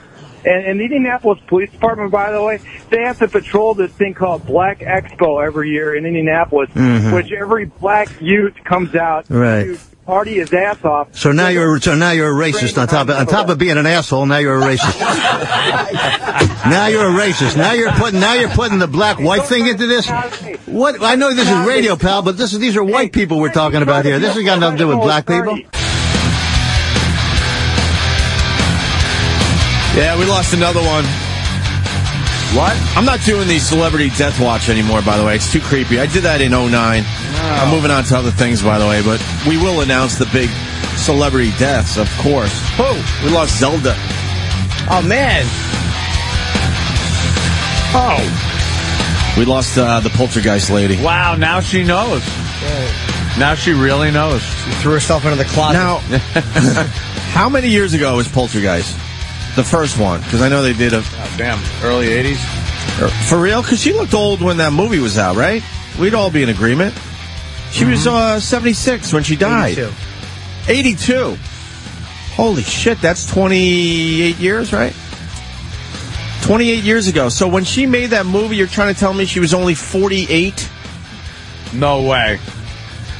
Because she died and she was 76. No, she was... Come on, that can't be possible. 48. She looked old when that movie was made. Not ancient, but she looked like an older broad, right? Yeah. Little short, fat lady. Maybe it was makeup. Maybe. No. No? She was just born a disaster and had to live her life as a disaster. She really was. She was like a kind of a midgety thing. Oh, she was in 30. She was born in Pittsburgh in 33. She was She played a Munchkin in The Wizard of Oz in '82's Under the Rainbow. I was going to say, Jesus Christ. Yeah, really. That's old. Hey, you know something? She's a little fidgety thing, and she lived to be 76 or what? 76. That ain't bad. Not bad.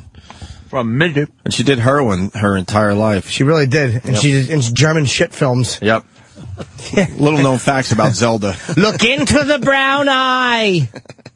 Oh, my God. I had a dream last night that we got yelled at by management for eating stuff on the air, but it wasn't so much eating, it was the wrapping and unwrapping of our food. So we were allowed to unwrap the food, but couldn't wrap it back up. Which, by the way, does not sound ridiculous at all if you knew our management. Your dream stinks. Well, that's a terrible. I thought it was gonna be all hot, no. a sexy dream. That was tasting. I just thought about it because I'm eating here going, am I going to get in trouble? Oh, it was a dream. Fuck it. I think that symbolizes Anthony's problems right, with Lydia. addictive behavior. Yeah, shut because it, Lydia. He unwraps something, but then he can't contain it and put it back in his little package. Either that, or he really doesn't like wrapping noises. Yeah, they're probably down the hall going, good idea. Top-notch idea. I dreamed that you die, and after a few years... Yeah. Bunch of years, no one even knows you ever walked this planet. That ain't quite a dream. That woke me right the fuck up. Reality. That woke me right the fuck up. I forgot to tell you guys 2 nights ago. You want reality? Woke up 3 a.m. going, holy shit. No one will ever know I walked this earth. You're on the internet, which is good. Until that'll last a while. Until they get bored with the internet in the future. Yeah. And that will go away. Hey, so we lost Zelda. Poltergeist lady's done. Our pal Chris Jericho was arrested for being drunk in public. Really? Yeah, and I think we were trying to get him on the show. It's been a while. I think he was supposed to be in New York today or tomorrow. I don't know. Oops. But he was in Kentucky. What was he doing? He was drunk. Look at his mugshot's pretty good. Mugshot looks a little intoxicated. His mugshot on TMZ. He doesn't come across like the type of guy that tips him back a lot, right? No, the rest are both extremely intoxicated in public. Oh, so it's a public intoxicant? Yeah. Oh, wow. Yeah, we should get Ron the lawyer. He'll get him out of that mess. Oh, yeah, that's easy. What do you do for a living, character?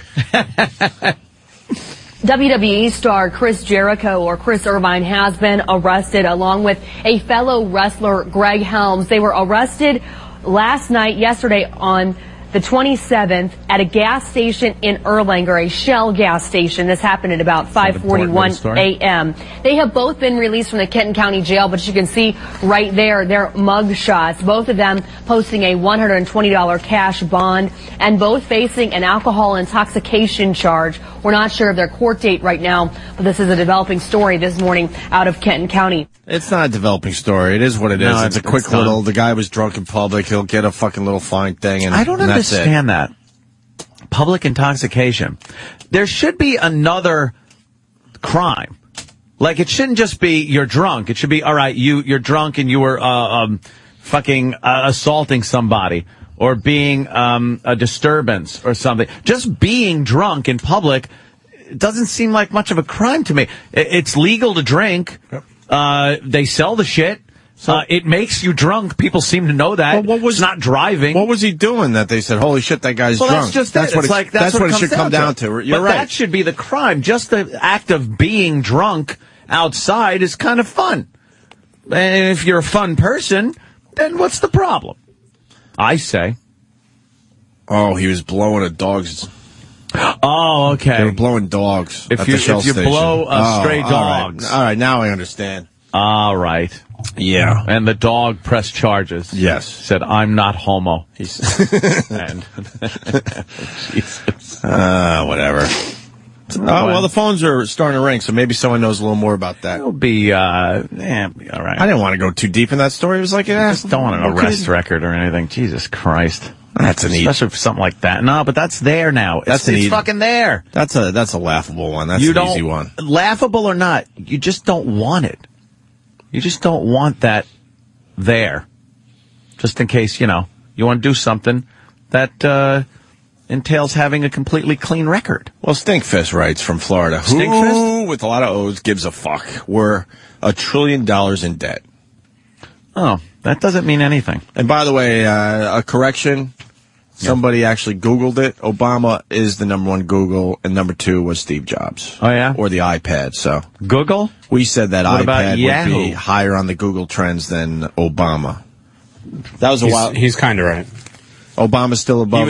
He was a hot topic. However, as far as searches go, more people were searching for the iPod than for iPad. I'm sorry, iPad, God damn it! Than the State of the Union address. Yeah, That is going to be confusing. iPad, iPod.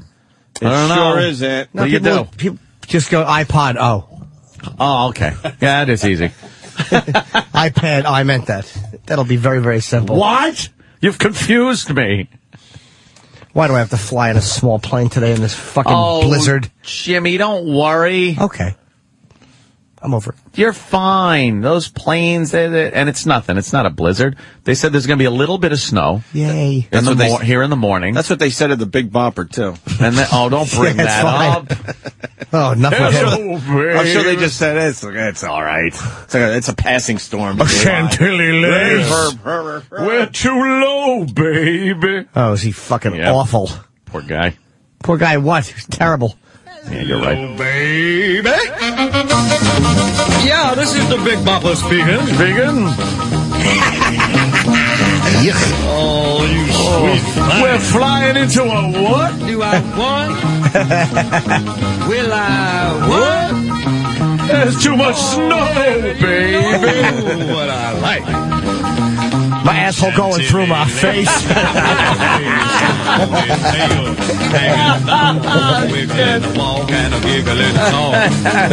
Make the world go round. Ain't no one in the world like a big-eyed girl to make me act so funny. Make me spend my money. Make me feel real loose like a long neck, loose like a girl. Oh, baby, that's what I like.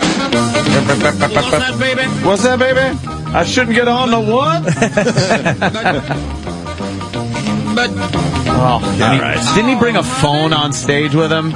And like he would actually talk into a real phone. Find that if that's on YouTube, if he's talking if he's phone acting. I believe he was a prop singer, and he brought a phone on stage with him. No, he didn't. And talked into it like, oh, what? What's his other big song? That was it. Oh, that boy. plane crash did him a favor. Here it is. No one would have remembered him. We're looking on YouTube. Today your birthday? Oh, what is this you have here? Candy or something? Yes. How old does this make you? 13. Please, She's 13. She looks 25. Joan? Oh, Uncle Joan, Paul. I need just a little bit Is of that help to Dick help me set Clark? the scene. What do you see as you look through here? This will take us to the next spot. Maybe, yeah. This is very old. The Eiffel Tower. Yee. I see the left side of the brain betraying you. Is that Dick Clark? That's Dick Clark, man. Wow. This is black and white Chantilly from lace. And the Big Bopper. the Big Bopper's coming out. They're all clapping for the Big Don't Bopper. clap for him. He's lip syncing into a phone. Looks like Steve from Bayshore. Oh, you sweet thing. Do I want? Will I want? Oh no, he's making facial expressions that'll give me such chills. Oh, what I like. He hangs up. Chantilly. Yeah! He's got 3 phones! Yes! Well, because it's a phone song. And a guitar. And then he walks over to the other phone and picks it up. And he has no microphone. You know what this song's about? For real? What? Finger popping. Is it? Yeah. She wants to be finger popped or doesn't want to be? Well, that's right. Whoa. Who thinks he's really singing this? Oh, picked up the other phone. But, oh, honey. Oh, how annoying is this? This is... He's wearing a striped suit. It's such an oldie time phone, too. Yeah, it's the type that wraps up like the letter J. Oh, there he goes again. Chantilly lace. And now he walks to the other phone. What bad lip syncing. He's going to go to the third phone? Third phone. Yeah. And he's playing the guitar. Oh, they're all clapping in their suits in the audience. Look at nerds. She's like 12. She looks 30. What was with that? It was Winnie Cooper. All right, they have the third phone now. Yeah. What's that? He's a what? But baby, I ain't got no money, honey. Talks like that. Laughing. Oh, all right. like, honey, you know what I like. Blowjob. Blowjob. He's not even playing the guitar now. No, he's snapping. And he's trying to be sexy by shaking. Who thinks he's sexy? No one. Whoever was on the phone, apparently. Oh, is he fucking... What a turd this guy was. I have a revelation. The Big Bopper stunk? Well, yeah. Stephen S. from Bay Shore, you did what? You slept with a what? I have a revelation. Oh, but Stephen had a nice line there. Well, fuck Steve from Bay Shore. Right. That's right. I swear to you, in all the years I've been on this planet, till right now, I thought the Big Bopper was black. I swear to you. Did you really? I swear to God, in all the years, I swear I thought he was a black man. I think I know why. When somebody was a little boy, would mother say, go to your room, the Big Bopper's coming over. And a large black gentleman would come in. I swear I thought he was black. I think we got a bit for Big A, the Big A Bopper. Seriously, Lace. Can we have Big A sing? That's what I would want. Chantilly Lace. Yes. Instead of a fucking phone, he picks up a bottle of Lavoris. Wow. What are we doing? What are we doing? We were going to do the Patty thing. Let's do the Patty Sticking thing. with the musical theme of the show. But then we got to get into Paul Shirley and what he said, because there's an update on that. We were supposed to do it yesterday, but we ran out of time. Yeah. He has some things to say about Haiti, and the NBA is not happy. No? No. Yeah. But first, Stalker Patty. We played this song TikTok by Keisha, whatever. Kesha? Who is it? Help me out. Is it Kesha? I would say Keisha. Do you have the original song? Just give us a taste of the original, and then we had Stalker Patty redo it. Going and feeling like P. Diddy. Put my glasses, I'm out the door. I'm gonna hit this city. Before I leave, brush my teeth with a bottle of Jack. Cause when I leave for the night, I ain't coming back. I'm talking pedicure. Brush your teeth with a fucking shotgun shot. Clothes, boys blowing up our phones. Drop top and playing our favorite CDs. Pulling up to the parties. Trying to get a little bit tipsy. Don't stop, make it pop. DJ, blow my speakers up tonight. I'ma fight till we see the sunlight. Tick-tock on the clock, but the party don't stop. No. Don't stop, make it pop. DJ, blow my speakers up tonight. I'ma fight till we see the sunlight. Sucks a dick. Yes, it does. It's really bad. It's pretty much the #1 song in America. You just went ew to the woman on TV here in New York City, locally, Fox. Yeah. She was attacked by a coyote. Really? Yeah. Sure didn't want to mate. What animal did he mistake her for? Exactly. He thought she was Tiny Tim. Wow. Coyote wanted to mate with her. Thought it was another coyote. Yeah. Okay. Just pumping up what Jimmy said. No, Anthony said that. Yeah. Anthony said mate. That was the real song. Yeah. Now, we noticed that at the beginning, especially, she sounds like Stalker Patty with Stalker Patty's stupid voice. So we thought, let's get Patty in here and do it. Sam, you supervised this production? Yes. Stalker Patty had not heard the song before she heard it on this show. Well, she's very musical, though. Most retards are. She was, and she did take to it like a fish to water. Ah, did she? Good. Yeah. So did the little fucking. Fuck! Damn it! What? I can never remember her name. Susan Smith. Yeah. Or Andrea Yates. So did the Smith kids. I should always stick with Connor Peterson. Yeah. So did the Yateses. Yeah. Damn it.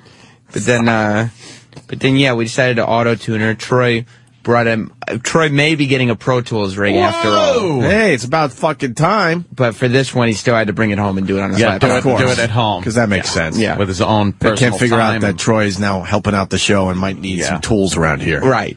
But we were both surprised that we think this could be a hit. Patty could be the next big thing. Here it is, Aunt Patty doing Kesha's TikTok song. This is the first time we're hearing this, too. We decided to listen to this cold, Sam. Yeah. Oh, boy. Didn't preview it. Wake up in the morning feeling like P. Diddy. Wear my glasses out the door, I'm gonna hit this city. When I leave, brush my teeth with a bottle of Jack. Cause when I leave for the night, I ain't coming back. I'm talking pedicure on your toes, trying on all our clothes. Boys blowing up our phones. Drop talking playing favorite CDs, pulling up to the parties, trying to get a little bit tipsy. Don't stop, make it pop, DJ, blow my speakers up tonight. Should we see the sunlight? Tick-tock on the clock, but the party don't stop. Anyone could do this. That's, you know what? Anyone could do this. Look, it's Stalker Patty, it's a goof, and there's some laughs in there, and it's awful and all that crap. But, yes, Anthony, let's make the point. It's just... This Kesha bitch walks around like she's the next big thing when they can make anybody into a Kesha. Anybody. That's just Troy at his fucking, at his home computer. Making Stalker Patty sound pretty good. Production skills and that auto-tuner, you fucking just make anybody sound Anybody. Good. Or at least halfway. And this is just whatever. Troy messing around for an hour or two. I mean, the real producers out there, they spend fucking weeks on these songs. And they have full studios and stuff. Yeah. Right. Yeah, and they're doing different takes and everything. Amazing.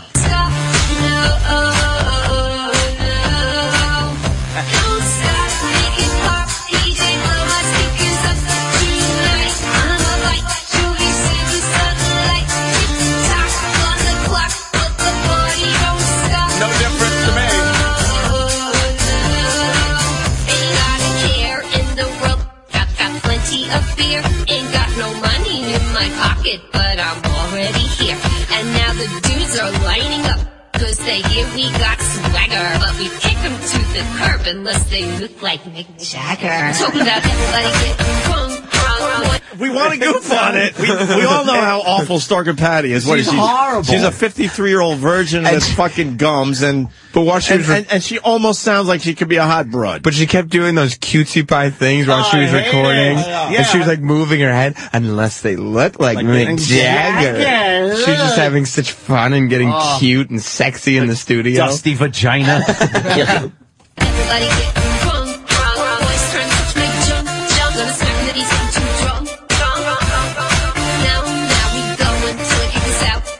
Holy shut us down. Holy shut us down. Popo, shut us down. Don't stop, make it pop. DJ, blow my speakers up tonight. I'm the light till we see the sunlight. Tick tock on the clock, but the party don't stop.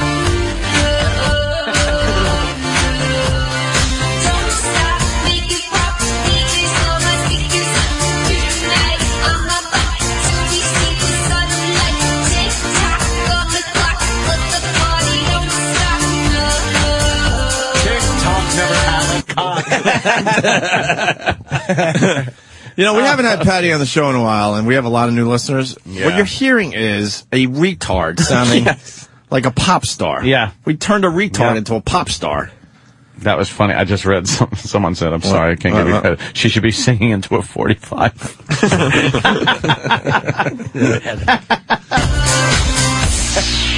TikTok left on a doorstop.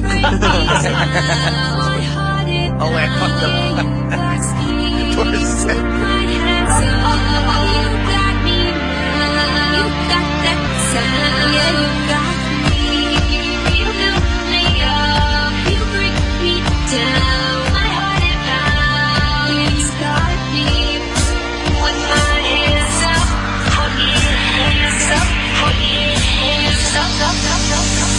Now the party don't start till I walk in. Don't stop, make it pop. DJ, blow my speakers up tonight. I'm a fight, gonna see the sun. It's any song you hear. On the clock, but the party don't stop. Just any song you hear. Don't stop, make it pop. DJ, blow my speakers up tonight. I'm a fight, till we see the sunlight. Tick tock on the clock, but the party don't stop. No. Perfect. That's it. Done. Really? Okay.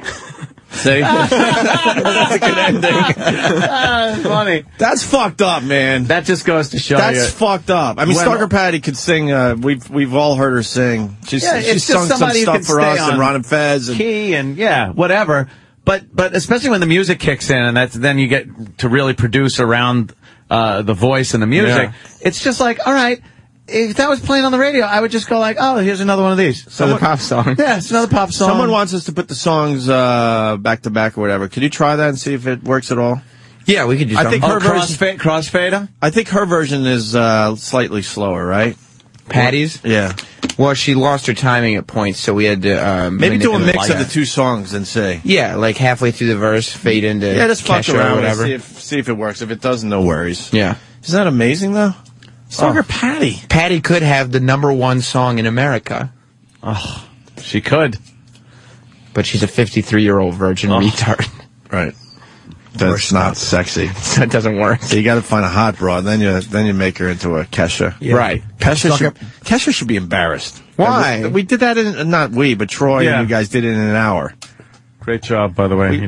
We made a pop star within an hour. Yeah. Patty's name would be Blecha. Good job to Troy and the rest of the gang on that one. Did you notice the Kenny cameo in the beginning? Ah, he was doing P. Diddy's. That was him who said, "What up, girl?" P. Diddy's part. Oh, really? Yeah. What up, girl? Kenny. Okay. That's fantastic. Well, good for Patty. She's got a hit song. She's got it. Yeah.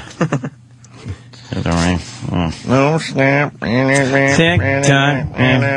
All right, Paul Shirley. Let's talk about Paul Shirley for a minute or two here. I am serious, and don't call me Paul Shirley.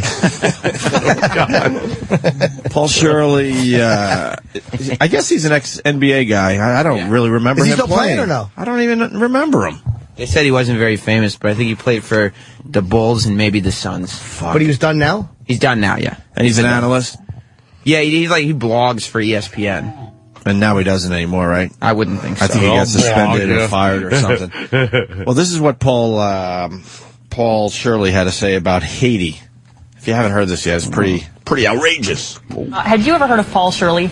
The basketball player? No. Most people had not heard of this guy, and they're probably going to wish they hadn't after you hear about this story. Shut up. Why? Because look at me. I could not possibly have these feelings or agree with anything anyone said. It's amazing. Every newscaster has to editorialize before they tell the story. Look, hey, I'm much too good You're gonna wish think you like hadn't? this. But the fact that this shows you what the type of a fucking pussy country we live in. The fact that a guy who has an unpopular or even stupid opinion is considered news, and he's fired for it. I think his opinion was dumb. I think he was an asshole for saying it. But the fact that that can cost you your job just shows you what a sickening country we live in. Yeah. And there was a time it didn't cost you your job. Well, 1861. But he didn't say anything about race. There was no racial problem. All right. Well, here it is. Hadn't after you hear about this story. He's a former NBA player. He played for the Phoenix Suns, Chicago Bulls, but never really gained that much notoriety. Yeah. Well, he wrote an open letter, and in the letter it starts off with, "I don't know if what I'm about to write makes me a monster," but take a listen to the rest of it. It's well, he's setting it up, saying, look, I don't know, but here's my thoughts that I am free to express. In America. Yes. Well, not really free anymore because, there are consequences, major consequences. Consequences, as long as I'm rich. You can't just speak your mind anymore because there's going to be consequences. In this case, your job. How come people who always talk about you can't speak your mind, always talk about how awful the Catholic Church is and Bush, but why do they never say when you say things that are unpopular like this that have anything to do with race or anything to do with black-white, you're in deep trouble? How come people never say that as a sign of how America is not truly a free place to express your opinions? And this same twat newscaster, I would love to hear her introduction, again, back to it, the black Columbia professor that punched his white coworker woman in the face after a racial argument. Do you understand? Yeah. Did she come out and go, "Did you ever hear this, professor?" Well, you're going to wish you hadn't. I guarantee you she didn't cover it like that. Phony bitch. Wish you hadn't. Let's listen to what he has to say. I bet you. I really haven't heard this yet. I haven't yet either. I bet you there's some truths in this. All right. Maybe truths that people don't want to hear. Yeah. I've read it. I thought he was an asshole for saying it. Okay. It was idiotic and pointless. Okay. Was it? Yeah. Listen to the rest of it. It reads, this is just an excerpt from it because it really is a long letter. Dear Haitians, first of all, kudos on developing the poorest country in the Western Hemisphere. Your commitment to human rights, infrastructure, and birth control should be applauded. As we prepare to assist you in this difficult time, a polite request. If it's possible, could you not rebuild your island home in the image of its predecessor? Could you not resort to the creation of flimsy shanty and shack towns? And could maybe some of you use a condom once in a while? Sincerely, the rest of the world. He says he feels like he is voicing what a lot of people might be thinking but are not saying. And as you read the extensive letter, he goes on to compare it to Katrina and the tsunami, saying something along the lines of, if you rebuild your house on a lower level knowing it could flood, maybe it's your fault. Maybe we shouldn't be responsible. And he goes clearly on to say he's not donating a cent. All right. If he wrote this before the earthquake, not even news. Not even news. After earthquake, now we all have to be like, hey, be sensitive. A lot of people died, which they did. A lot of people died. Over 150,000 people killed. Aid coming in from all over the world. It is a very poor country, but my but is, what did he say there that was so bad? Timing wise, pretty bad. People are suffering. Obviously, you don't rub salt in the wounds, as they say. But what did he say there that was so awful and so bad? The guy's a jerk off because it's the equivalent of writing after 9/11. Hey, you don't want to get killed and jump out of high windows? Then don't work on high floors. Work on the ground floor, or don't take a job at it. I mean, it's the same jerk off level as that. I don't buy that analogy at all. It's just that was a natural disaster. The whole thing of just being an impoverished nation when you have a corrupt government which kept their people in poverty, which is why they lived in shitholes. And I don't see how the guy, except for his poor timing, and it's in bad taste to put that out now while people are suffering and stuff like that. But the truth of the matter is, they are a poor country. The government corrupt as all fucking hell. Kept their own people in poverty.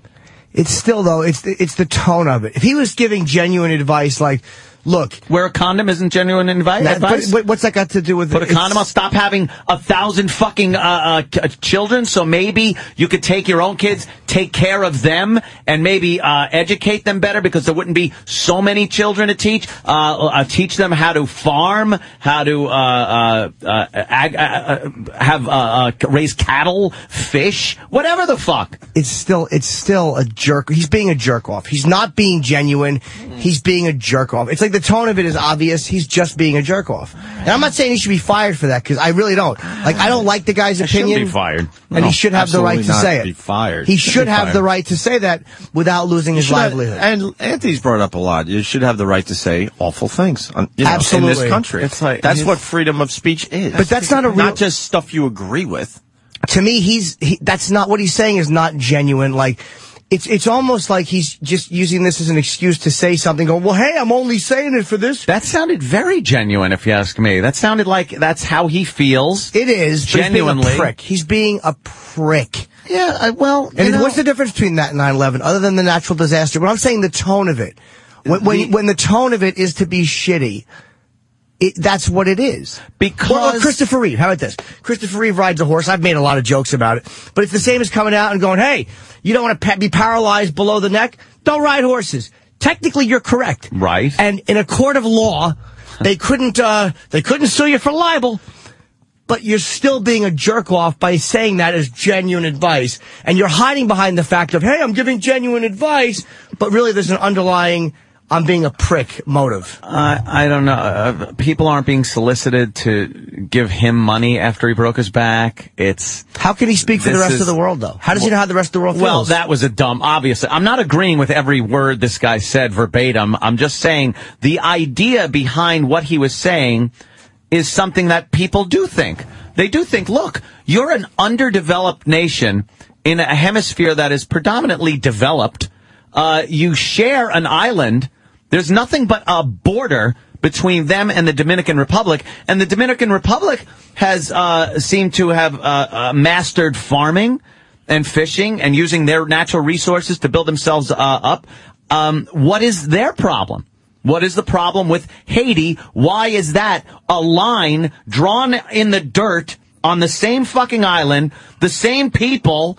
Why so different? I think what he's doing, what makes me think the guy's a jerk off, is that he's attacking, or he's being a cunt to the people. And look, I'm not saying that, they should rebuild shanty towns.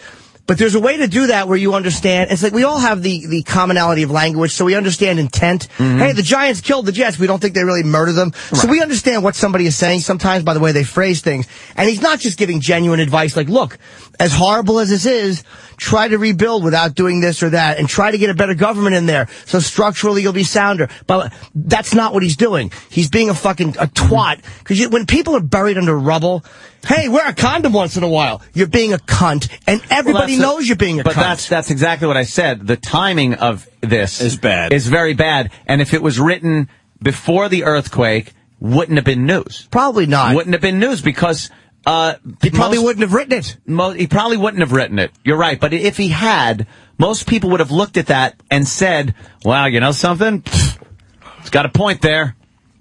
But because they're in the midst of tragedy, it's a sensitive situation, and the guy's not allowed to voice it. He should be allowed to voice it. Even though I think he's a complete scumbag, he should be allowed to voice it. All right. He should be allowed to voice it. Agree to disagree? Well, I don't even know if we disagree. I just think I think we disagree. His motive... Agree to disagree on whether we disagree? You can't say his motive is to be genuinely helpful. He's being a prick. What do you do for a living, character? Well, I used to play basketball, and since I throw a ball in a hoop, for some reason now I think that my socio-political commentary means something. Shit. Let's say hi to Jim in Jersey. Jim. I'm right here. I know. That's so weird. Hey, how's it going? You're on the phone, that too. reporter in the beginning when I was asked, do you know Paul Shirley? He goes, the basketball player? No. Oh, really? Well, how do you know? Yeah. How do you know he's a basketball player if you didn't know who he was? Exactly. Oh, we didn't pick up on that. He goes, oh, the basketball player? No. Well, you knew that he was the basketball player, so I guess you do sort of know who the guy is. All right. I don't know. Being sarcastic? Yeah, you think? Hey, look, all Khalid Muhammad was doing when he was speaking for Louis Farrakhan was expressing unpopular opinions. And I disagreed with what he said, and I still back his right to say it too. It's no different. He was saying that basically South Africa should be overrun and they should kill every man, woman, and child. That was how he felt. That's how you get black people back to, or get the invading Dutch or whatever it was out of South Africa. That was his solution. Mm-hmm. And, people gave him shit for it. They're like, you're being a scumbag. You're not trying to give a genuine solution. You're just expressing something to be nasty. And people kind of sense the difference. Well, that's kind of I don't know. That's a little violent. But this guy's pretty much what he was saying was, look, your lifestyle, the way you are such an underdeveloped nation, surrounded by relative wealth. He's using the earthquake as an excuse to attack them for shit that he already didn't like them for. Oh, okay. The earthquake is not... I'll agree with that. Because it's like that. This is why it's not genuine. Because if he had just written that, what does the AIDS or condoms or underdevelopment have to do with the earthquake? It just has nothing to do with it. Mm. It really is not the same thing. Now he's talking about the rebuilding portion. Now, if all this money is being shipped into Haiti, which it is, where is it going to go? Is it going to go? Are people just going to rebuild shanties waiting for another earthquake? Is this an opportunity for a legitimate, non-corrupt government to get in there? For people to, maybe the Americans that are there already, for them to teach and train people. I hate using that, teach a person to fish, give them a fish thing, but... I don't think they're bringing in enough money to accomplish all that, though, man. For real. I know a lot of money's going to Haiti, but I don't think it's enough to... I think it's just enough money to get these people back on their feet and not much else. But they had nothing to begin with. No, I understand that. It's like, but it's not like they're getting so much money that their lives are going to be that much better when this is all when you have over with. Government that is as corrupt as the Haitian government. Yeah, they got to take care of their own. There's nothing they can do. It goes back to your theme. They got to take care of their own in the end. Yeah. Well, that's true. Did he say the same thing about San Francisco when they got devastated back during the World Series a few years ago, whenever that was? Did he say the same things about that? about, hey, people of San Francisco, you just move out. Don't live there if you don't want to be killed in an earthquake. I think his letter would have probably been more like, hey, San Francisco, what are you going to do? Just rebuild the bridges so they collapse on top of each other like pancakes and kill each other again? Which, by the way, they didn't. Hey. They saw what happened. They took into account what an earthquake does to certain structures and fixed it.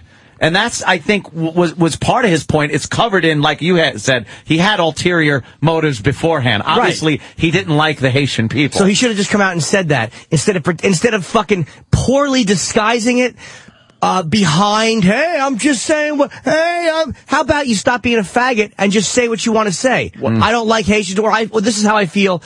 You understand? You don't need an excuse to say it. Let me jump in here with Mike in Indiana. He might have more on this. Go ahead, Mike.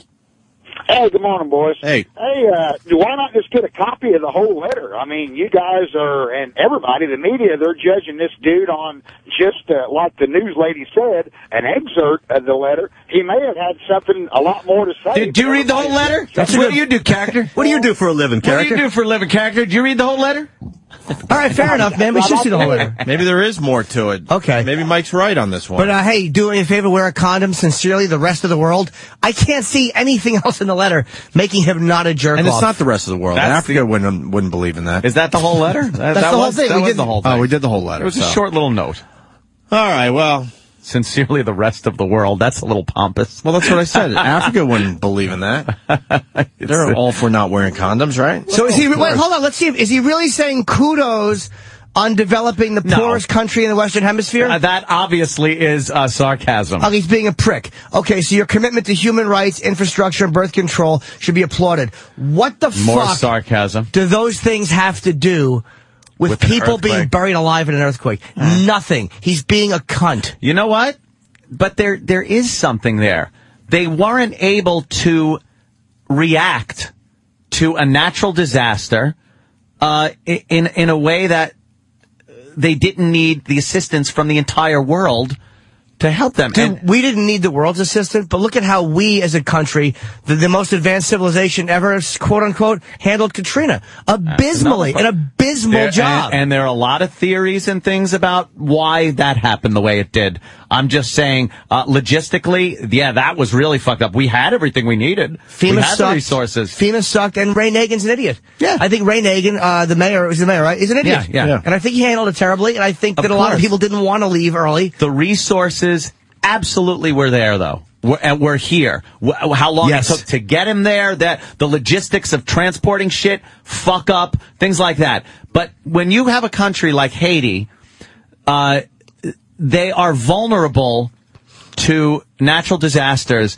without even thinking, what would we do if this happens? No contingency plan, no money to back it up, no emergency rescue crews that they themselves can help themselves. And I understand this happens all over the world. But again, this is a country that's surrounded by pretty wealthy nations, but they're doing pretty well. The earthquake hit Port-au-Prince pretty bad, too. I mean, it devastated the capital. Yeah, the location of the earthquake certainly didn't help matters either. Yeah, I'm not agreeing with that totally. The most developed area of Haiti was fucking destroyed. Yeah, and I don't think the shanty towns, you know what? I'm going to guess there was a lot less deaths there because they're all fucking little flimsy, shitty shacks. You're much less likely to be crushed under a shitty little flimsy fucking piece of metal. Hey, let's go to Matt in Arkansas. He did some time in Haiti. Matt? Yeah. Hey, what's happening, guys? What's up, Matt? Hey, listen, I was actually over there about 12 years ago. I was in the Air Force, and I was stationed at an Army base, and we were immunizing and vaccinating a lot of the children over there. Let's just say a lot of people didn't want us there in Haiti and would throw stuff at us, and we could get off the base without, even the medical group had to have a pistol on them. But point being, with the letter this guy said about condoms is completely true. I don't know if you know this, but a huge population over in Haiti is HIV positive. Yes, we do know that. Yes, so they're actually, not only are they just multiplying by the tons, they're spreading HIV as they do it. But again, even though you're correct technically, and again, in a court of law, they couldn't fault them for lying, But what he's saying is ridiculous, and he's being a scumbag by saying it because it's not related to what happened. That's like it's a woman who gets raped, and after she gets raped, you say, "Oh, by the way, go back and take night classes so you can get a better job." Stupid. It's irrelevant. It's irrelevant to what happened, and you're using what happened to springboard into just being a twat, which is what he's doing. Okay, then let me put it in these terms. Does he have the right to be a little outraged as a taxpayer that a lot of tax money is going over there, and he can't voice his opinion that some of his money is going over there to do this, to help these people, when he doesn't think they are helping themselves enough? What's the question? Yeah, like he's spending money. He is the government is taking his money, my money, your money, sending it over there to help these people. Meanwhile, he should be able to say, "Hey, put a fucking condom on." Well, I agree with you in the sense that I don't think he should be fired for his opinion. No, I don't like his opinion. I'm only saying what a cunt I think he is as a man, and like for doing it, but I don't think he should be fired for it. Like I said, only a timing issue. That's the only problem I have with his letter. I think the sarcasm kind of funny, the kudos thing. Yeah. Kudos. Whenever you use the word kudos. But it's a timing issue. He obviously should have either held back longer, a lot of people are very written sensitive that right now, earlier, or held back for a while. So there's going to be a bit of an outrage. It's not even like he's trying to be funny. Like that. It's not like he's doing a joke about it or something like that. He's just using it to make a real point, but he's just being a prick while he's doing it. You don't think you should be fired, right, Jimmy? I do not, no. All right, good. Anyone that says I'm a hypocrite, what, you want to be able to make jokes? I don't want him fired. You make that clear. Do not want him fired. Some people are be confused by your message. Yeah, Jimmy in Staten Island. Jimmy. Yes. Good morning, guys. You know what I think is outrageous also is that once again, we have to go into our pockets to go help a country that can't help themselves, okay? And we have to be the more responsible ones and to turn around and help. Help. Who helps us? I sell Toyotas, okay? And I got this whole thing. Good luck to you. Ooh, yeah, no shit, Cheyenne. So what is it? It's like, I don't have enough bullshit to deal with, but now, okay, who helps me? Who helps me? Well, I have to go into my pocket and on my telephone, text 90999 because you feel Catholic joke to send $10. That's probably not going to get those fucking people because the French fucking Mobutu, where the fucking bastards pocket all the money and fuck the people. It's bullshit. But just, even it's helping people who are buried alive in rubble. I think as a country, I don't mind us spending money doing that. Right. It's that's true. There's so many wastes of money here that we can help other Americans with. You're absolutely right. But it's like sending fucking money to Rwanda and sending it to Somalia when you can't. What we're just supposed to send money there and hope that they know how to manage it and deal it out in the right fucking places where it needs to be. No, it's not going to work. It's a waste of money. Now, in a disaster like this, initial response. Abso-fucking-lutely. I'm not going to sit here and say the initial response shouldn't be send troops over, send money over, get food and water to the people, get rescue teams over there, everything. Perfect. But now, what's going to happen next? Are we just going to sit and watch the same bullshit happen in Haiti after they build their buildings back? Because everyone does. They'll rebuild, and what? The same shit government, the same shit fucking construction of their civilian housing. And people fucking, I won't say that, but people doing a lot of fucking without birth control, with an out-of-control population that is unemployed, dirt poor, and has no fucking future. This is an article today. Less than a penny of each U.S. dollar on the earthquake relief is going to the Haitian government. That makes it sound worse than it really is. That's a good thing. It's an excellent thing. Yeah. It's saying they break Most it of the money's down. going right to the people. Relief experts say it would be a mistake to send too much direct cash to the Haitian government because they're unstable, routinely included on a list of the world's most corrupt countries. So the U.S. government knows that. Of each U.S. tax dollar, 42 cents funds U.S. AIDS disaster assistance. Another 33 cents is going to the military, paying for security, search and rescue teams, and the Navy hospital ships, USNS Comfort. And under a dime has already been spent on food. They break it down. So less than a penny is going to the corrupt government. So the money is probably being broken down close to what most people would find acceptable. A penny. There's not even one to give to the tax collector.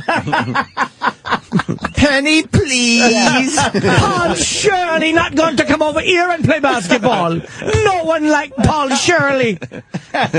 Caribbean Jimmy. God damn it. You guys, oh my God. All right. Oh, really? All right. Let's listen to Tom from Jersey. Sure, Tom. Go ahead. Hey, what's up, guys? Hey. Listen, that government is so messed up. They exiled 2 dictators, Papa Doc, Baby Doc. Yeah, we remember then the the docs. people elected this Jean-Baptiste guy who was a priest and was supposed to be for the people. He was corrupted in 3 frickin' months. Yeah. Boom, he took all the money. In Haiti, if a chick walks into your house of her own accord, you can rape her. It's legal. All right, so there's you some want good that stuff. where? Here? Yes, pass that law here. Well, yeah, that's what I'm going for, but hey, who am I to judge? Fucking believable, Tom. What do you do for a living, character? Thank you, Tom. Let's go to Shane in, where are we going? Shane in Ohio, it looks like. Shane. Hey, what's going on, guys? Hey, buddy. Hey, man. Hey, I just want to say it's bullshit, man, that, like, we give more than any other country in the world, and not even just our government, just us as a population. Yeah, I we agree. give more than anywhere. And they hate us, man. We should just cut them all off, man. Fuck the AIDS, fuck all that shit, man. Let them starve, let them rot. I don't think there's a on-off to who we should help or not help and stuff. But I do think we give aid to too many countries. I think some of them should just be cut off completely.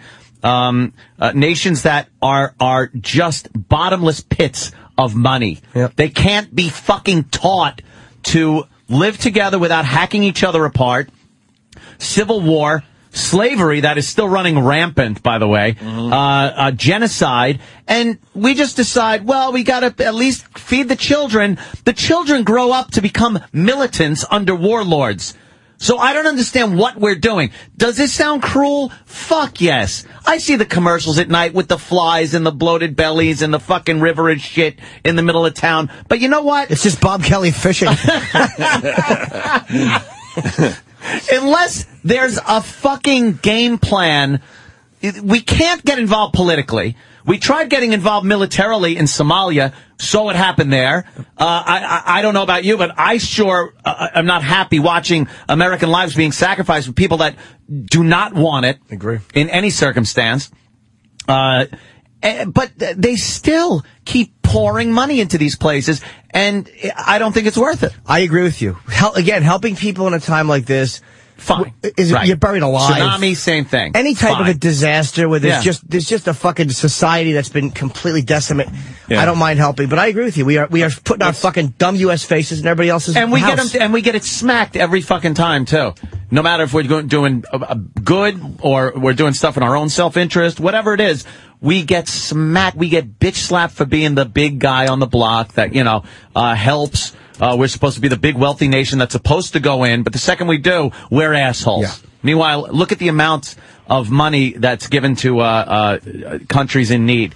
The United States tops the fucking list. China's pocketing every fucking dime that the whole world is giving them now because they're all of a sudden this industrial fucking dynamo. And look at the amount of money they put out to help fucking the world. Yeah. They don't give a shit. Well, they don't have any emotions, so they don't really understand why this is bothersome. Yes. Let's go to Jeremy in Jersey. Jeremy. How you boys doing? All right, Jeremy. And I love you, but I gotta ask, has anything in American or world history ever happened to a black person that you felt bad about, that you didn't justify some negative comment to? I mean, I'm fucking with you, but I'm half serious. To a black person that whenever something like that, like Katrina, the tsunami years ago, not fun. Sorry, tsunami was Asian. Black person. An Indian. Yeah, I'm sorry. Let me correct myself. Any kind of brown person of any shade, where you looked at it strictly from your emotions, not from some pundit response. I gave you an example just before the Rwanda situation years ago. Okay, all right. With the Hutu and the Tutsis. That was genocide, and it was despicable. And the fact that the United Nations went in there with vaginas.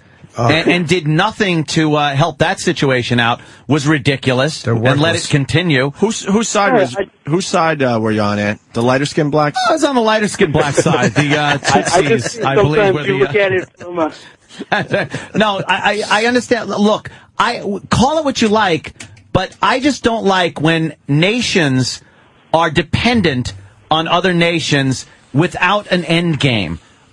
We need some kind of an end game. And if that just happens around the world to include a disproportionate number of countries that are populated by a majority of black people, then it looks like I'm just picking out black people, but I'm picking out nations that are inherently, we need development in some of these nations so they can be self-sufficient instead of us just pumping fucking money in year after year, and then you go back years later and see nothing has changed. And cut. Thank you, sir. Thank you. All right. I think we made our point. A lot of people calling with pretty much the same stuff. So I try to word things so I don't get fired. No kidding. You don't think I know? I do the dance. We're going to take a break. We got another Lawyer Ron call to do into break here. I didn't say the end game. I said the end game. That's very funny. Ron the lawyer, the latest star on the Opie and Anthony show. He was in yesterday, and man, he went at it with the phone calls. Here's another one of those phone calls. This guy is 26 years old. He's not a kid. Stop referring to him as a kid. He's an adult.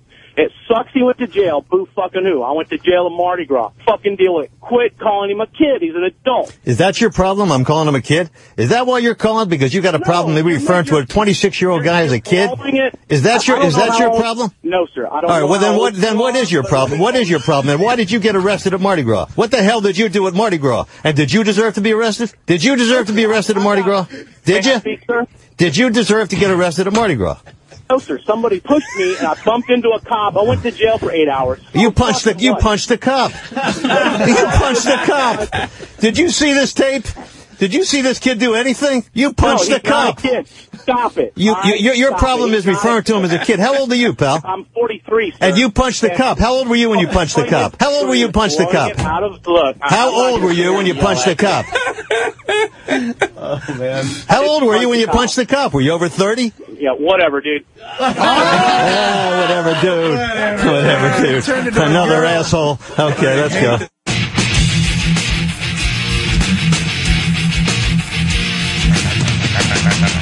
Gotta wish happy birthday to somebody. Oh. Who Jimmy loves. Is it your birthday, Opie? No. Whose birthday? Who do you love, Jimmy? Jimmy doesn't love many people. We should be able to figure this out. Paul Stanley's birthday, Gene Simmons? No. Ace or Peter? No. Tony Iommi, happy birthday! Oh, okay. Come on. Someone else you're talking about on the show. Lemmy, happy birthday! No. Somebody else I talk about? You talk about this person. You respect this person. Oh, a lot. My birthday. The doctor, no. Al Zawahiri. Oh. Pete Townsend. No, I think we were even talking about this person earlier Gary this week. Glitter.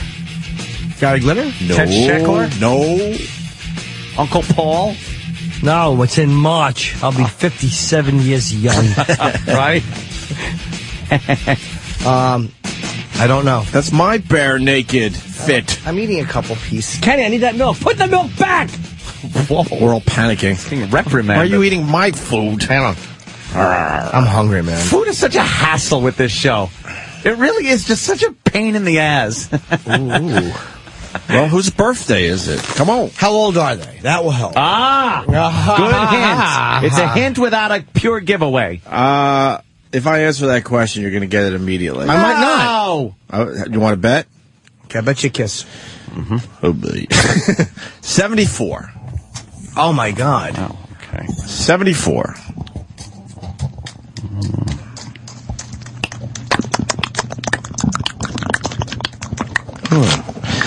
Oh, fuck it. Alan Alda. Jesus Christ. Yes! Yes! Oh. That just gets an O after all that. I love Alan. Hey, Jay Leno is finally speaking. How old is he, by the way? 74? Holy shit. Yeah. I have a plug. I never have a plug. Ooh.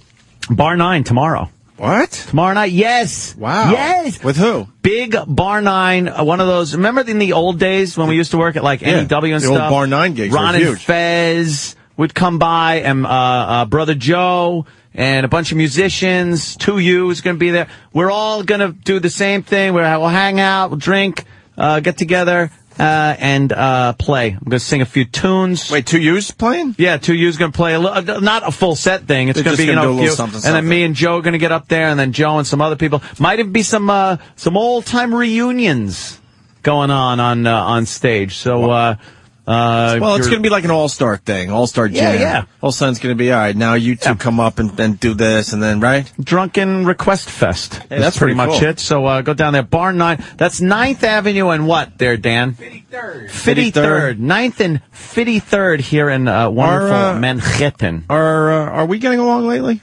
Yeah, why? All right, I'll go then. All right.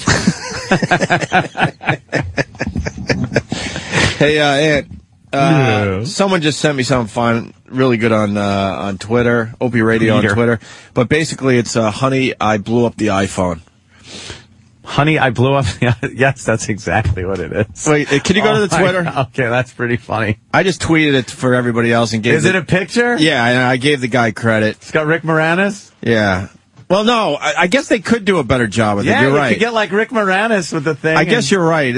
But this is what it is so far. It's honey, I blew up the iPhone, and there's Steve Jobs holding a giant iPhone on stage, basically. That's pretty good. Of course, the iPad. Not bad. But now you take that, and I think you can enhance it with a little Rick Moranis action, right? Maybe make a you know what? You need a big person in there, like a much taller person, and then it would all come together. Was that Avril Lavigne? Yeah, she looked all right in that picture.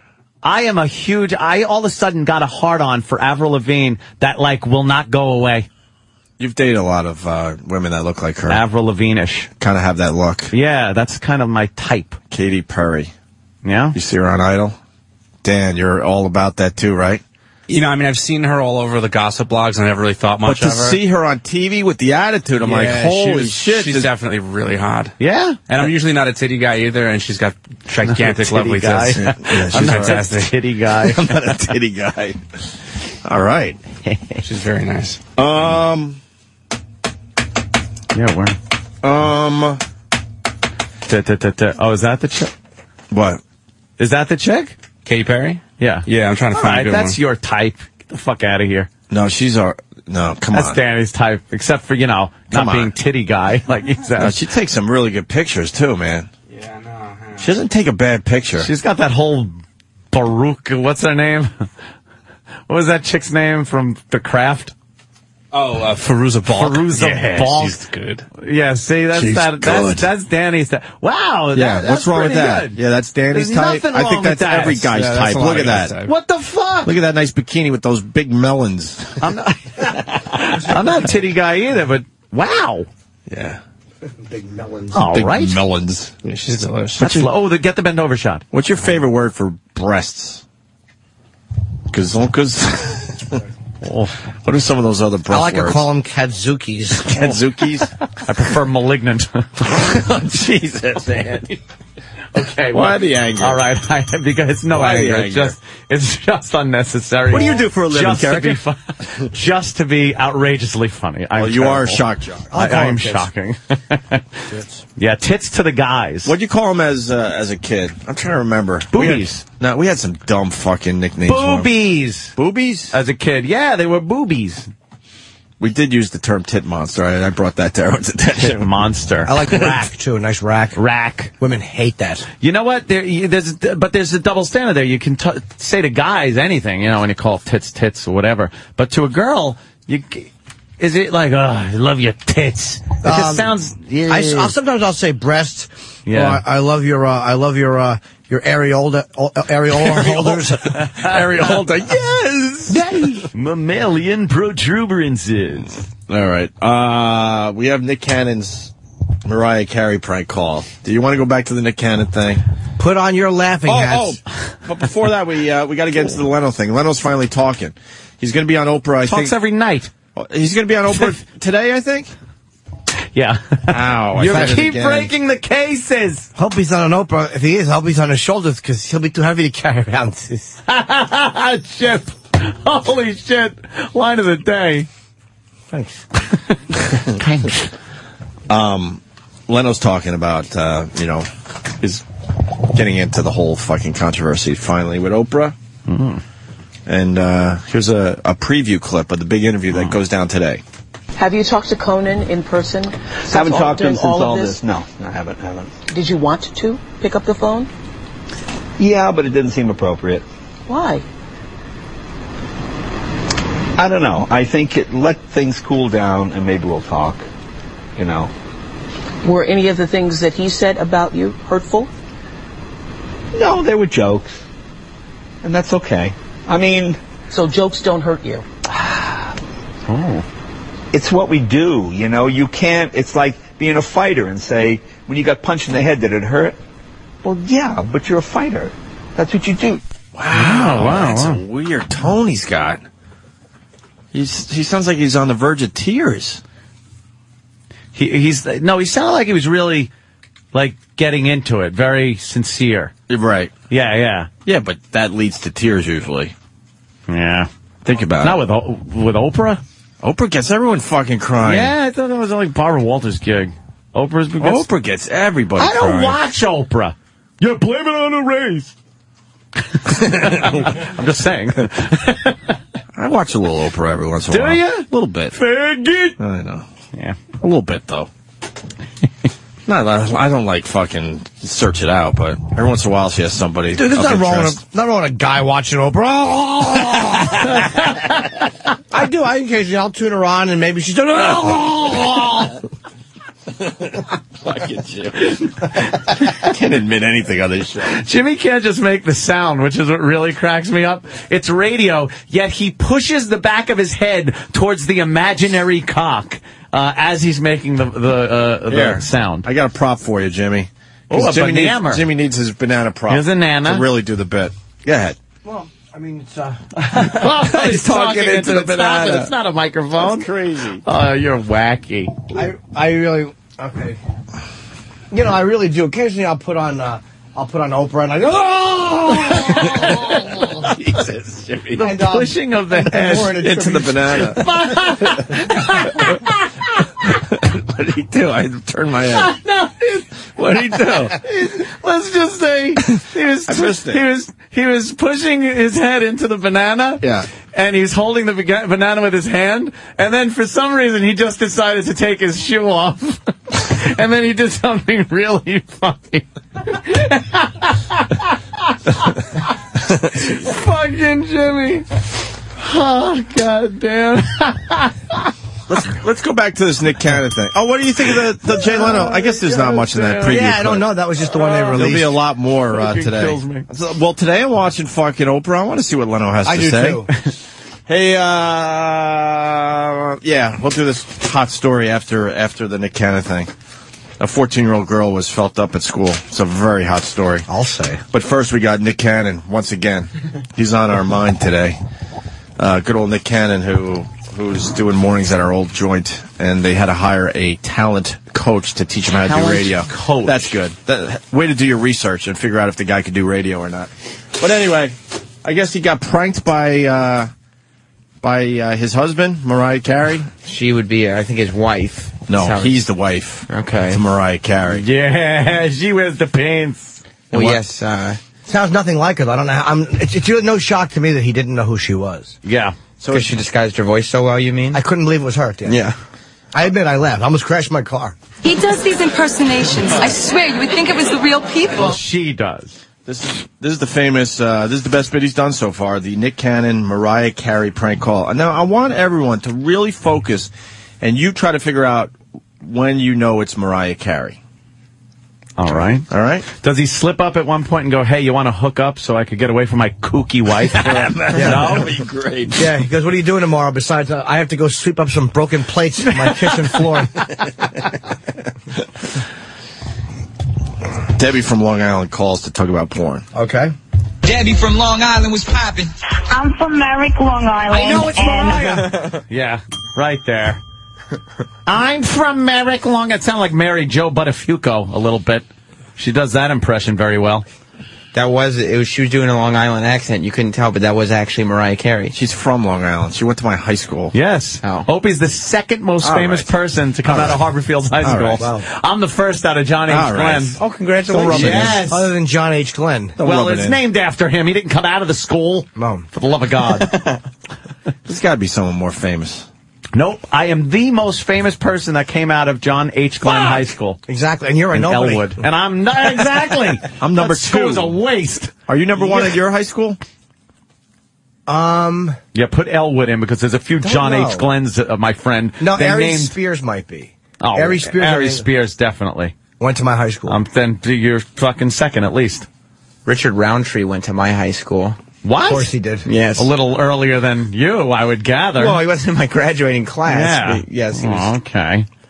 I am so famous in my school. Yeah, look up if you can. I went to... But it doesn't count because you didn't graduate. Well, that's true, but I went. I went to NBTHS, North Brunswick Township High School. Yeah. I don't know if there's any celebrities that have come out of there. I don't know. You don't know. Now, maybe if I'm maybe an athlete or something, I have no idea. All right, let's listen to Debbie from Long Island talking about porn. Debbie from Long Island was popping. I'm from Merrick, Long Island, and I want to talk about porn. Okay. Know who it sounds like? It might be two inside. She sounds like your sister.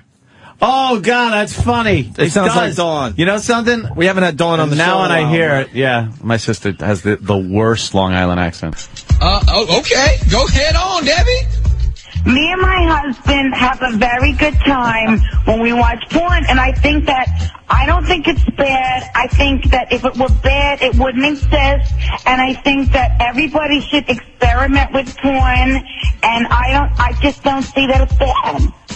All right. So what do you and your husband get out of the experimental porn? Well, I mean, it's like when you see the different guys and their bodies, sometimes they're not amazing. But, you know, I mean, it's like whatever, because that way you could look at the bodies and be like, hey, my husband, he's not so far away from that. You know, like, So you I'm not use looking porn at as like a gauge system. a gay what? A gauge. Like a gauge A system. geisha? Who? No, I'm talking about porn, like real hardcore stuff. That's when he figured it out. You are hilarious. No, I'm for real. See, the problem is when you say you're hilarious, usually you're not hilarious. Someone should have been hilarious. Right. Someone should have been hilarious if you say that's hilarious. I'll say this, though. He didn't play it off that bad. It's like... He didn't say anything. But I'm saying, like, he wasn't awful during that call. Her call was, obviously, it was fucking... So, by the way... Wait, Nick claims he's going to play the call on the radio even though it's supposed to be live, then says... What? Yeah, like he starts, in the next clip, he starts saying, you know, I'm going to play this on the radio. I'm going to... See, that's why he needs a talent He needs coach. a talent You coach. edit all that stuff out. You don't say, I'm going and to then play leave it. Yeah, as it's being played on the radio, you don't leave the part in that says, I'm going to play this on the radio. Right. That's a quick edit. And digitally, you can edit this shit on the fly very easily. Well, one song is on. You are hilarious. Ladies and gentlemen, I'm not even going to let everybody know. You are hilarious. I'm just going to say All right, you're hilarious. whatever. Tonight when me and my husband look at porn, I already know it's going to be a humdinger. I'm going to put this on the radio. Yeah. I'm putting this on the radio. Why wouldn't you put it on the radio? I'm talking about, it's a very big industry, porn. Ladies and gentlemen, this is how hilarious my wife is. What do you mean? Your wife talks like me? This is I can't Mariah believe Carey it. She is from Long Island. calling the station talking about porn. I don't even know what you're talking about.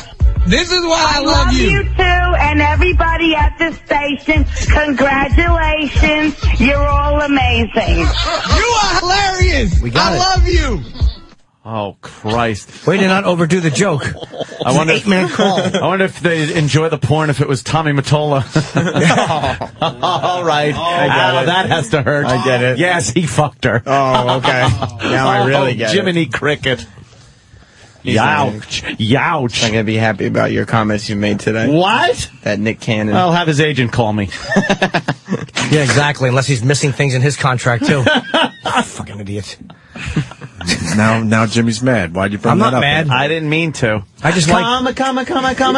Yay! Yay! Come and go. There we go. He's fine Yay! Now. He's fine now. I love how Boy George paints himself like the fucking kid that shot himself in the Bjork video. He tries to paint, like, so he doesn't have those jowls. Exactly. Like he paints his face. He should paint a small street wrapping around his neck with a little mountain mule on it. Perhaps a man hauling coffee or something without humor. Mountain mules? Yes, mountain mules. They're mules that live in the mountain areas. Or donkeys. Yeah. Well, he's got melted wax candle head. Good luck to Nick Cannon. Jesus. Good luck to you. Godspeed. Hey, Anthony, this is the headline. Yeah. Another horn dog high sex charge. Oh. Teacher Lisa Gatilla arrested for feeling up a 14-year-old girl. How fucking hot is this story? Wait, it's a woman? Yes. All right. It seems like sex ed is the only thing on the curriculum at Brooklyn's Horn Dog High. So there's only sex going on. Only sex. They renamed the high school Horn Dog High. Horn Dog High. That's hilarious. That's hilarious. Oh, you're hysterical. I love you. I love you. This is why I love my wife. She felt up. New shenanigans have come to light at James Madison High School. You might remember this high school. We talked about this high school in the past. Yeah. Remember the two teachers who were recently caught naked in the classroom? By the nosy Budinsky janitor. You remember the story. Yeah. Two teachers going at it, two female teachers, right? Mm-hmm. They were lesing out. They were lesing out. Do you remember that when you were a kid? Two chicks going to les out. Les out. I do remember that. How lame. I still say that in bed. Couple of lesbos. Les out. Tell a girl, I want to see you lesing out with someone. Or couple of mo's was another one. Couple of mo's is phenomenal. Couple of mo's is good. Yeah, Lesing out, though. Well, it would les out. Same school that had those two naked female teachers going at it, and then what was it? The janitor caught him? Yeah. And then had to tell instead of having something to look at for the next 20 years of his career? The latest scandal involves Madison. Oh, my God. This is a story we've done a million fucking times. Is it? It's a fucking story coming true. It's the female gym teacher. Do you have your whistle today? Of course I don't. Fuck. My whistle keeps disappearing, which is good. You know what I'm going to do? I'm going to get a whistle and clip it on my little bag here. That way I take it home with me. I don't trust the whistle. Here's what you should do. Take a whistle, put it in your asshole, and then leave it around as bait. Oh, that's a good idea. And then the next person who takes it starts blowing gym teacher whistles all over. Yes. This is a shit on their mouth. This is something we have talked about so many times on our show. You get the female gym teacher, and the school district looks the other way. She's obviously a lesbian. She teaches gym, and not only that, in my high school, her office was a glass booth in the locker room itself. So she could see everything. Everything. It was like a cell block. I don't think she missed a day of work. Yes.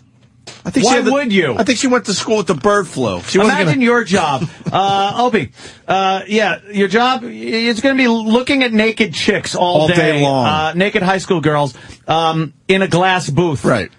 You want the job? No, of course not. Of course not. Of course not. That's the same thing it is for her because she's lesing out. A lot of people think we have dream jobs. That is a true dream job right there. For a woman of her for a lesbo. Sexual. So she's the female gym teacher. She's 37 years old, Lisa Gatilla. And she was arrested Friday for feeling up a 14-year-old girl. Feeling up. So there's the word feeling up in the story. Yes. Like, that's such another, adolescent word. Did you feel her up? And it's the perv switch going off, too. Yeah, she couldn't take it. The student attended private poly prep country day school where Gatilla was a part-time volleyball coach. Part-time volleyball coach. The abuse came to light when the teen's mother started asking questions about a hickey on her neck. Oh, shit. And she confessed to sexy sessions with Gatilla between January 4th and 9th. Holy shit. Why would you leave a hickey on a 14-year-old's neck? Don't leave a hickey, you dummy. Yeah, what's wrong with you? God. Exactly. Who was she fooling around with? Stockard Channing in Greece? A hickey from Kanicki. It's like a Hallmark card. This next line's great, too. Where Stockard Channing. What was she, 50 in that movie? It's amazing. The fucking Zelda from Poltergeist is a more believable high school student. Right, look who it is. My new high school mate, Jack Klugman. We're going to get to gym class. We're going to be late. Quick, Zelda. Go grease lighting. Burn it down a quarter mile. Abigail, can't you see? Stranded at the coroner's office. Branded a fool. Hey, shit. Oh, wait. Stupid fucking Stalker Channing was ancient. Summer lovin', have me a boat.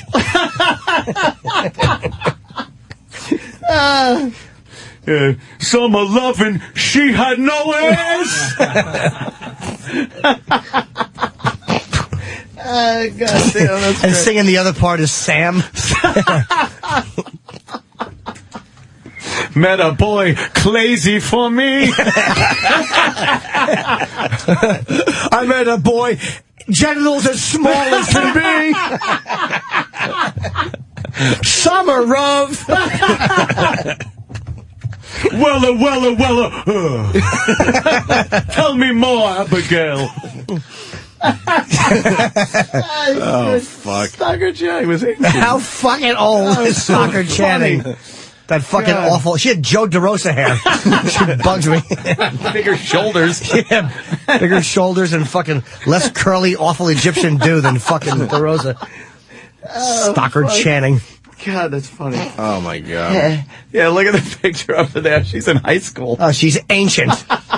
She's fucking ancient. He's knocked up after menopause. Here you got a bun in the oven. Yeah, do I? I had a fucking... My womb was removed 10 years ago. Instead of a period, a dust bunny falls down her leg.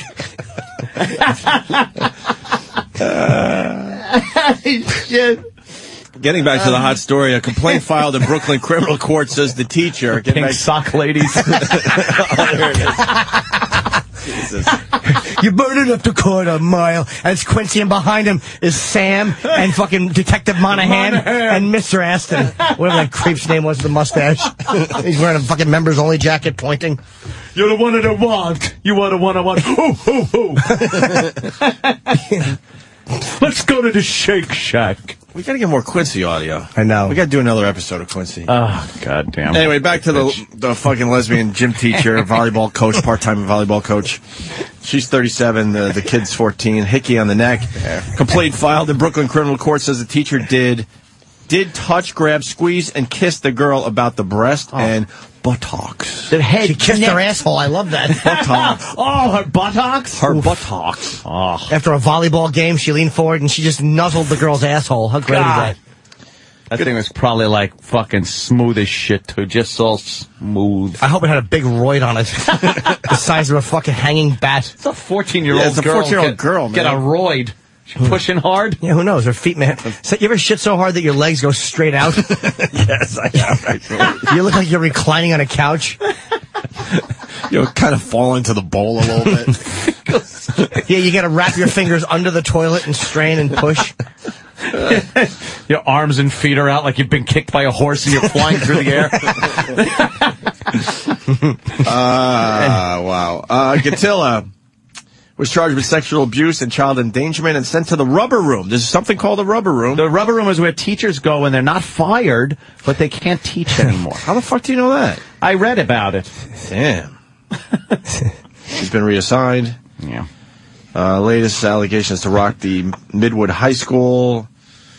Okay, and then they recount the other one. In December, Madison Foreign League teachers, Alini and Cindy, were found undressed in an empty classroom. Yeah, and this is a real lesbo school. And they, too, were sent to the rubber room. They should rename it the Lesbo Room. Yeah. Yeah, call it the rubber room because everyone's bouncing around all over the place in there. Something. Yeah. Oh, God. Jesus, what's going on at this school? Then a social studies teacher named Allison is under investigation. What's in the water over there? Yes, right? Exactly. Little pubic hairs. For having an inappropriate relationship with a male student. What? And then you got That's another not hot. teacher has accused assistant principal Michael Edelman of sexual harassment. This school There's a problem rocks. over there. This school rocks. What's the makeup of that school, I wonder?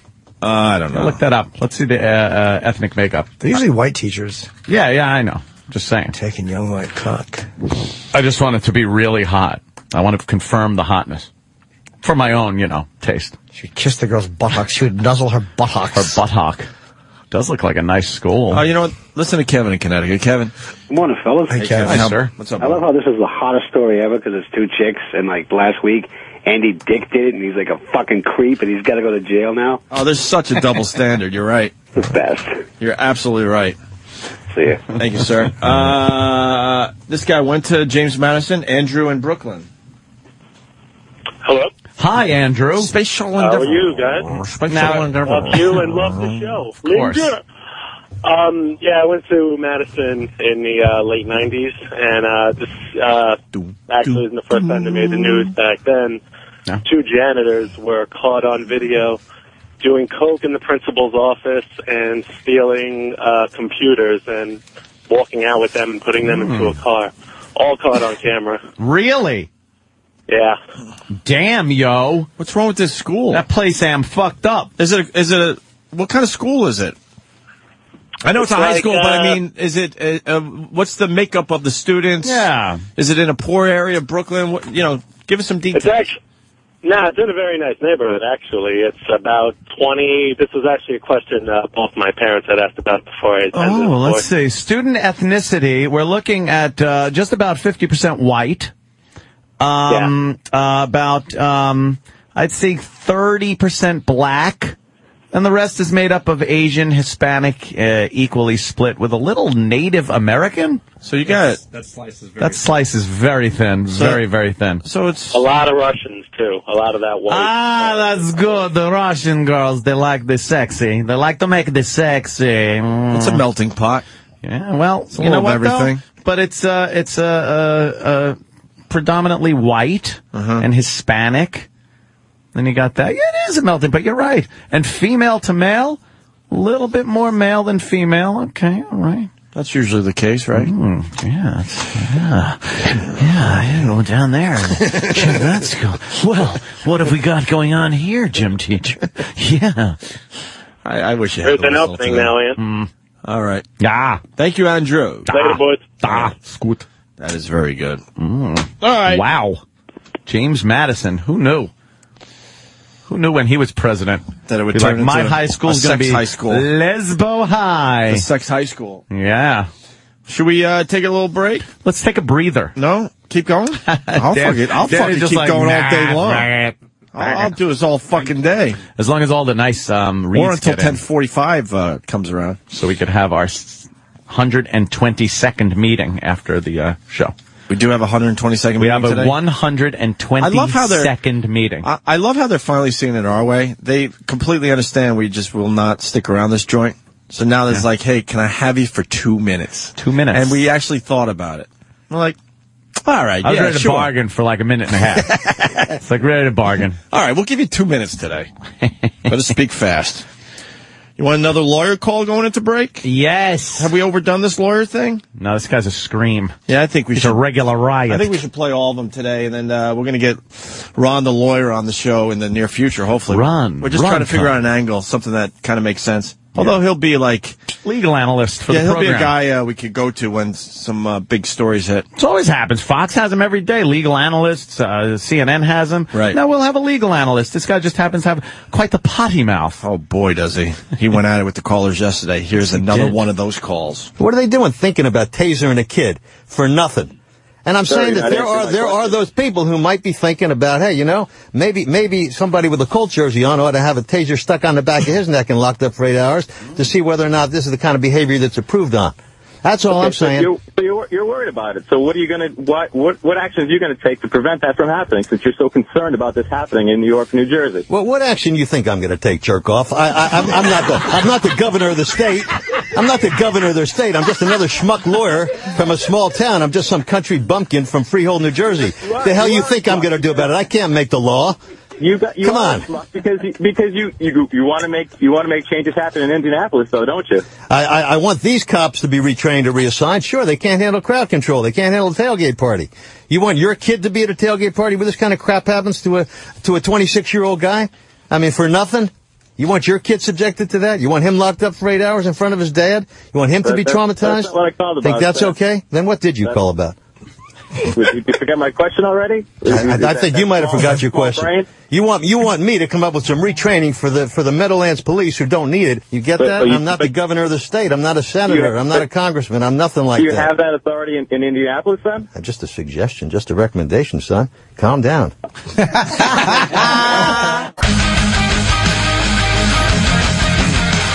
Anthony, let me tell you what's going on in the world today. Catch up? Remember, we're seers on this show. We really are. Yes. I just hope people start recognizing that.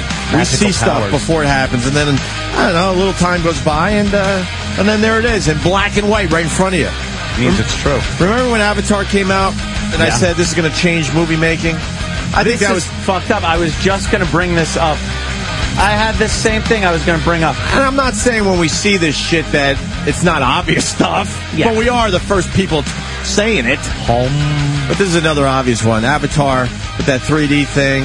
We went right on the air and said, holy crap, how do you even put out a movie that's not in 3D? Yeah. And by the way, making that much money. And the other point I want to make, because we talk about this too, especially you, Anthony, but I'm there as well. Our systems at home are way better than movie theaters, right? Yeah. When I go to a movie theater, I get so fucking frustrated. I'm like, this fucking movie should look way better than it does on that big screen. It should be so grainy and it should be in high def and digital and all that crap. Well, now that they're going to pretty much make every movie in 3D, it saves these theaters because we don't really have that technology at home yet. Not yet, right. You know what I mean? So it might have saved a lot of these theaters from having to remodel the entire place because that's, I guess, what the problem is. It's going to cost way too much money to update these movie theaters. Yeah. So with that said, we said, all right, Avatar, 3D, how do you make an action flick, especially, or a movie that visually looks really good without using 3D? Mm-hmm. And it came out today. The final 2 Harry Potter movies will be released in 3D. And I bet you they weren't even thinking that. They until Avatar hit. Probably weren't. They probably heard people starting to talk about this Avatar movie and how it's going to change things. But now that it's out, and now it's officially the #1 movie ever as far as money made. Now, all these other big films have to go 3D. They just have to. Oh, Hermione's little boobies in 3D. Hermione's boobies. You think you'll be able to reach out feeling like you could touch them? I will go to the movies just to do that. Every time she's on screen, I'm just going to put my hands out and squeeze the air in front of me to horrify the patrons. I think it was that stupid Superman movie where they had the first 5 minutes in 3D. That's, a couple years back, and when the plane was crashing or whatever, and there was stuff floating around. Yeah. I was one of those dummies. Were you grabbing things? I was trying to reach out for I think it was a cell phone just floating there. I'm like, I want to see what it looks like as I try to grab the cell phone. Well, they got those 3D movies at Disney. They have a few of those, the Muppet one, and then they got the Terminator one and stuff like that, and Honey, I Shrunk the Audience, and things like that. And but that that's the way shit's coming out at you. Right. So everybody goes, wow, like that. These are just movies in 3D where it's not shit coming out at you, but it's 3D. Sure. All right. Now all movies are going to be like this? I think big budget films have to go 3D now. I think it's over. What was that list you just had up there, Dean? Clash of the Titans coming out in 3D?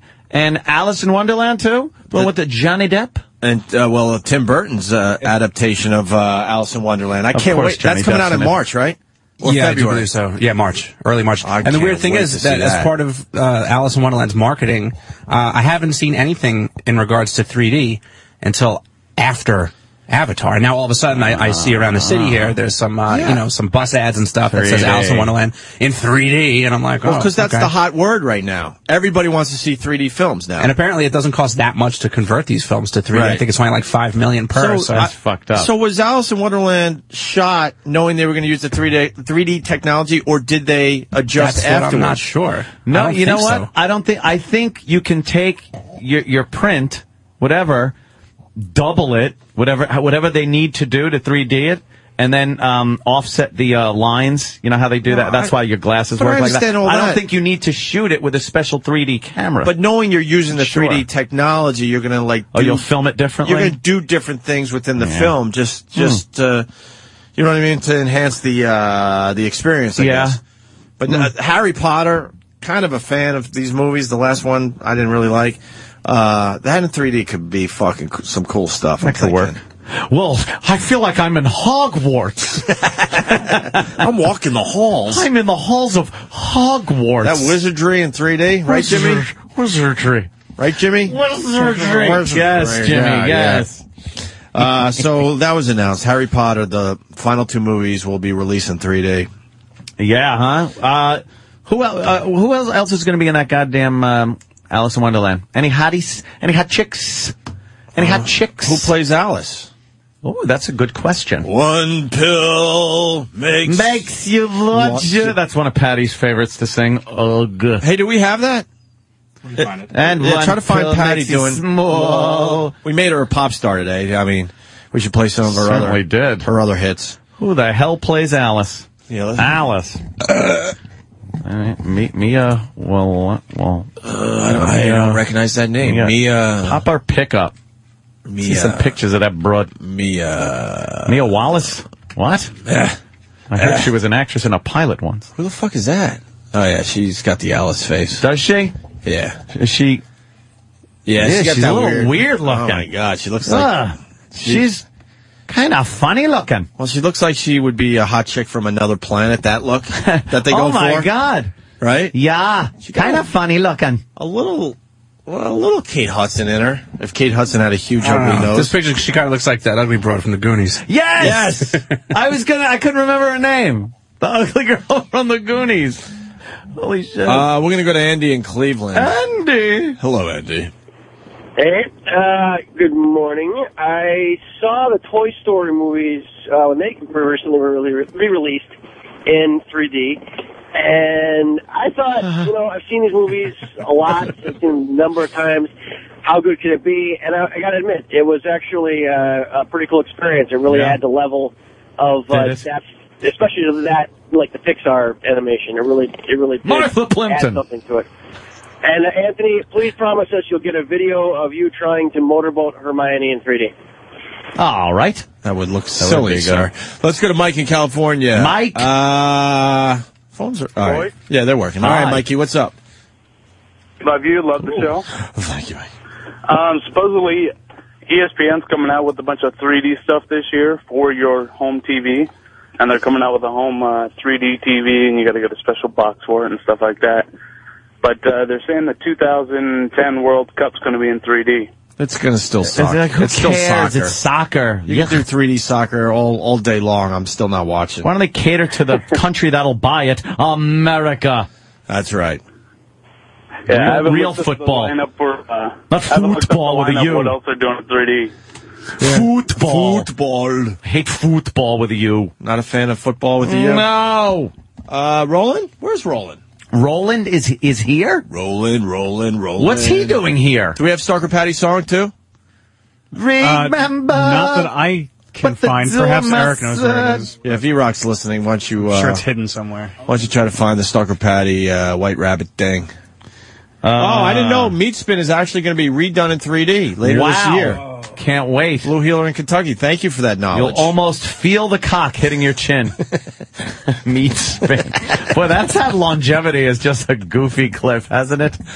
And it's so simple. Sometimes it's the simple things. There's Roland. Look, he's got a Lost shirt on. Roland.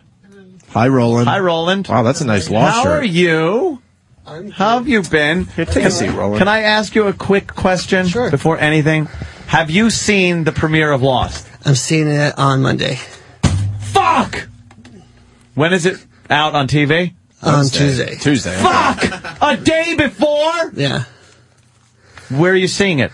My buddy's gonna give me the disc. Where? The first 2 episodes. What time? I don't know. Can we have it this? First 2 episodes? Yeah. Although I don't watch it. You want it? Sorry, no. Did you see how excited I was for a second, Roland? Yeah, no, I'll ask him though, because he's having it at his house.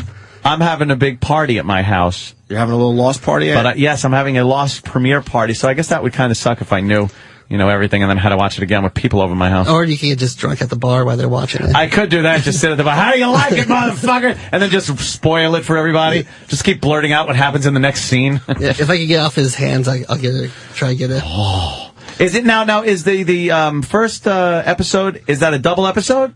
I think it's a double episode. Then he has the other episode after. So you're getting 2 weeks worth of Lost. Yeah. Then I would definitely like the second week. Oh my God! Please roll in. I know. I'll pay money. Oh. I'll pay money. Who's that?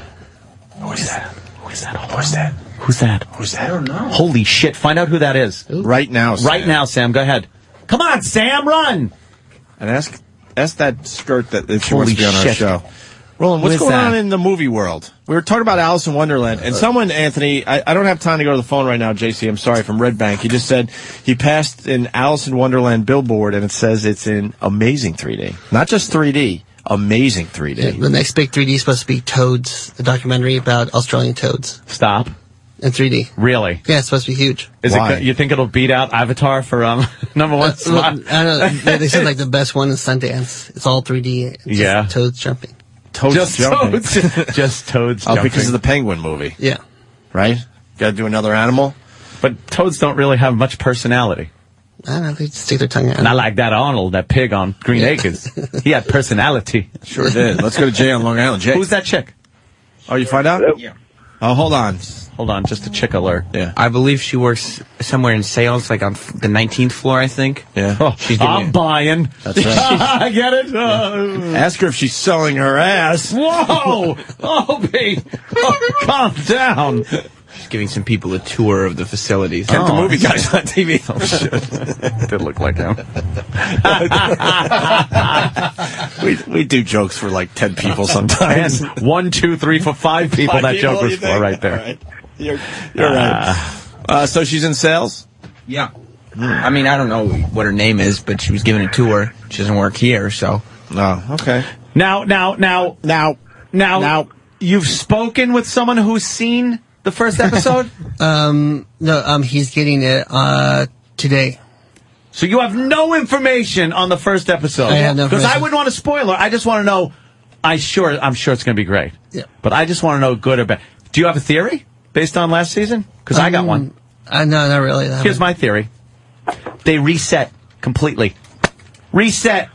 Completely reset. We get to see them go to Los Angeles, get off the plane, and start living their lives like they would have if the plane never crashed. Which means also that, Ben and the guys are on the island still, so we get to see the island, them, that. And then something's going to happen because of this fate thing and everything that brings them back together and brings the island back into their lives and shit like that, proving that they just could never, ever get away from it. But initially, reset, we get to see what their lives would have been like if it never crashed, which brings back the entire cast because no one died. It would have been great. So we get to see all that shit. That's my theory, and it's proven because I saw that clip of the chicken place ad. Have you seen that yet, Travis?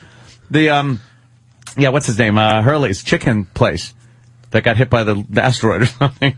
And he's selling chicken. He goes during a recent vacation in Australia, which proves that they come back. I'm lost. That's true because the poster is like The Last Supper. Yes, and who's turned around in it? Paul McCartney. Yes, thank you. I knew that one.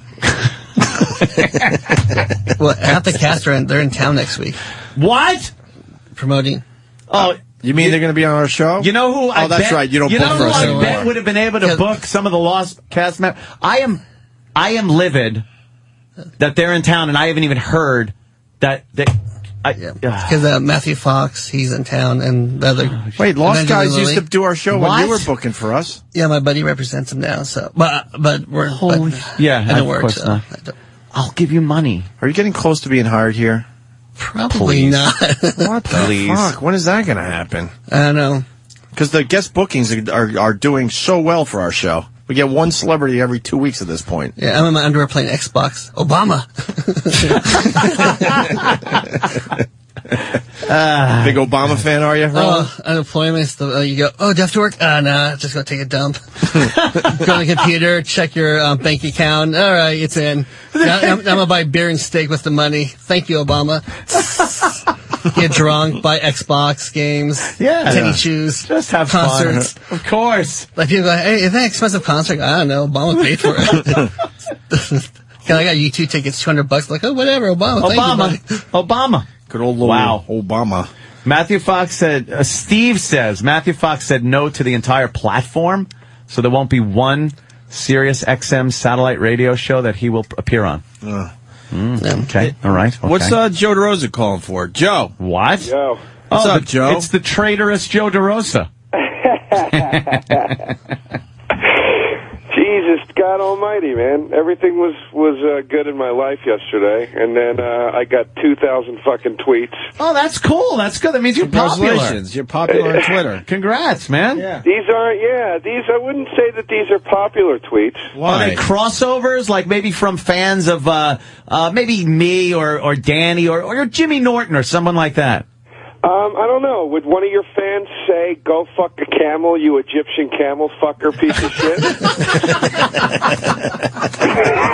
Oh, okay. I could see that happening. Is that something like a follow of yours might say? Yeah, actually, yes. Yes. That means they love you. You just don't know the translation yet.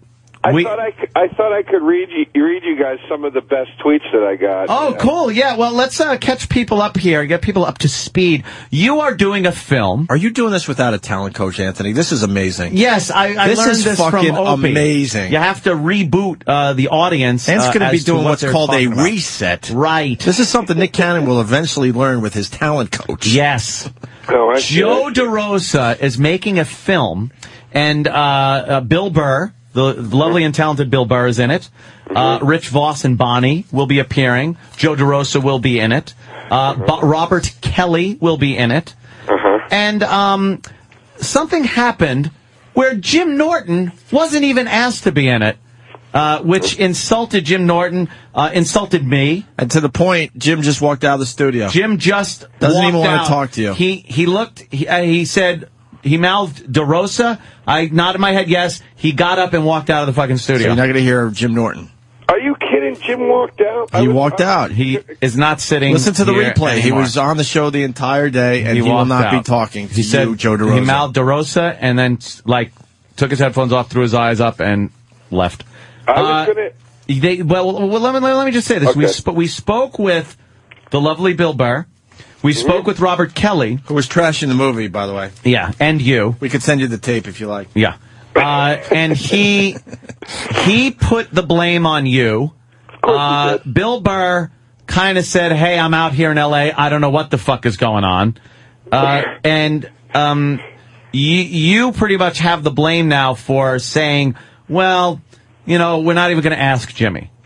Okay, all right. Well, I mean, it's so unlike Bobby to throw another guy under the bus completely. Well, that's true. To save his own ass. So it's just recently that Bobby can fit under a bus, so give him some credit.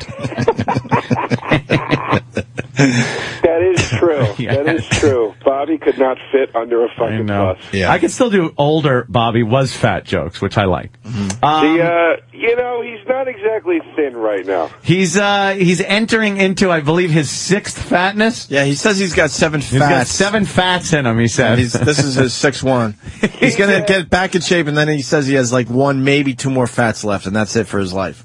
I would, I describe him right now. Right now, he's Dom DeLuise on the Dean Martin show. He was Dom DeLuise on Cannonball Run. So he goes through phases of Dom DeLuise. He's down to the skinniest Dom DeLuise, which is still kind of fat. Yeah, the skinny incarnation. Yeah. Now, what happened? Why isn't Jimmy in your film? I'll tell you why. Because we didn't have a part, and then Bobby said we had this doorman. Don't talk like I don't know everything about this situation. Rich Voss is playing the stupid doorman, and I think just because Bonnie is in the movie doesn't mean you got to trail that guy around and put him in the movie. Well, from the lips of Bobby Kelly to my ears 6 months ago, dude. Norton, we shouldn't ask Norton to be in it, dude, because it's really not a huge pot. So, I don't want to, fucking waste his time because he's doing a lot of big shit. And, it's not really a huge part. Like, if there was something bigger, we would ask Jim. but it's not that big, so we shouldn't. There it is. Passing the buck back to Bob Kelly, who's going to be in tomorrow. The ball now in Kelly's court. That's exactly what he said you said. He is so full of shit. He had the idea initially to ask Jimmy to be in it. He said first, we can get Norton if we want. And I said, okay. And then when I said, you know, dude, like, what's up? Like, do you think Norton might want to do this part, or do you think it's too small? Like, what do you think? That was what he said to me. You know, dude, it's kind of small, and it's not really a big pot, and that was his exact fucking words. But don't you think though, like just because he's a friend and hangs out and like just to even be asked would have been nice for little Jimmy. And that's why Jimmy's not talking to you right now. He's outside the studio, and we can't get him back in. I've been waving him back in, and he flips us the bird. Nothing. Can you tell him, please? I feel terrible. I can't. I got to be honest with you guys, and this speaks to my low self-esteem. I'm shocked that Jim even cared. No. To be honest with you, He's not talking, and he just gave. We all seen the face. He just gave the nah face. Nah. But it's just like being asked would have been like he just wanted to be asked. But also, too, you guys... He's nodding his head and giving a thumbs up to that, by the way. And I would think for you guys, like, obviously, all right, we're not, you know, the next best thing since sliced bread. But, I mean, to have Jimmy in there, it would have been promoted a lot more and stuff. I don't know. It seems like you really went to on an effort to not put him in this movie. Jimmy just pulled his pants down, pushed his fucking ass against the glass, and opened up his asshole He left a sweaty pucker mark on the window. No, it was... Fucking Jimmy. You guys, did Bobby also explain fully that this is not my movie? Now he's disavowing any knowledge of the movie. I think Bill Burr, who was actually brave enough to call yesterday when all this was going down, said that this was your movie idea. Yep. No. That you had the initial idea. Yeah, it was like your movie. No. Bob, Bill, and me were equal partners in this. We created this, the three of us. So if any heat's coming down, it should fall on the three of us equally. Bobby said he's a producer. You are the director of this movie. You're the one that really grabbed the ball. He said you were in charge of casting. Oh, well, let me ask you gentlemen something. Yes. Who's usually in charge of casting? Not a director, a casting director, which falls under the producer umbrella. So where was Mr. Kelly producing? The producer's the guy that comes along and goes, here's what we need this part to look like. We need a guy like this here. That's a producer job. Did Bobby do any of that? No. He did show up with water yesterday. That was a nice producer duty he fulfilled. But did he step in and be a producer and say, I want Jim Norton in this role? No, he didn't. No, he fucking didn't. What do you do for a living, character? Character? Did the suit make it? Did the doorman's suit make it on time? Because I know it did make it on time, only because Bill Burr had to yell at him about it on the air. You know what? Because that was a part of Bobby's responsibility, too, I believe. And, Joe, you got other problems, too, man. Because Ant and I are ready to do movies. And this would have been a nice place to start, a little 15-minute independent film. I got some acting chops, and let me tell you something. I'd have been willing to maybe contribute into the production cost myself for a small part. That's right. We're not asking for much. I want to just walk through a scene. That's it. Mr. DeRosa, I will not do that picture. It's out of the question. Out of the question. Opie, not to correct you on your own show, but it's not a 15-minute film. According to some of these Twitter feeds, it's a 15-minute piece of shit fuck film, and I should get AIDS for it. All right. Well, that leads into, let's hear some of the tweets from our fine fans to you. I believe they were tagging it "Fuck Joe DeRosa," by the way. Just want to remind you that was going down, Joe. Let's read off some of your favorites there, Joe.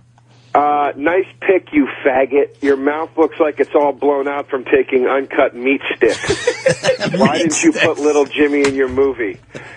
Hey, cancer arms.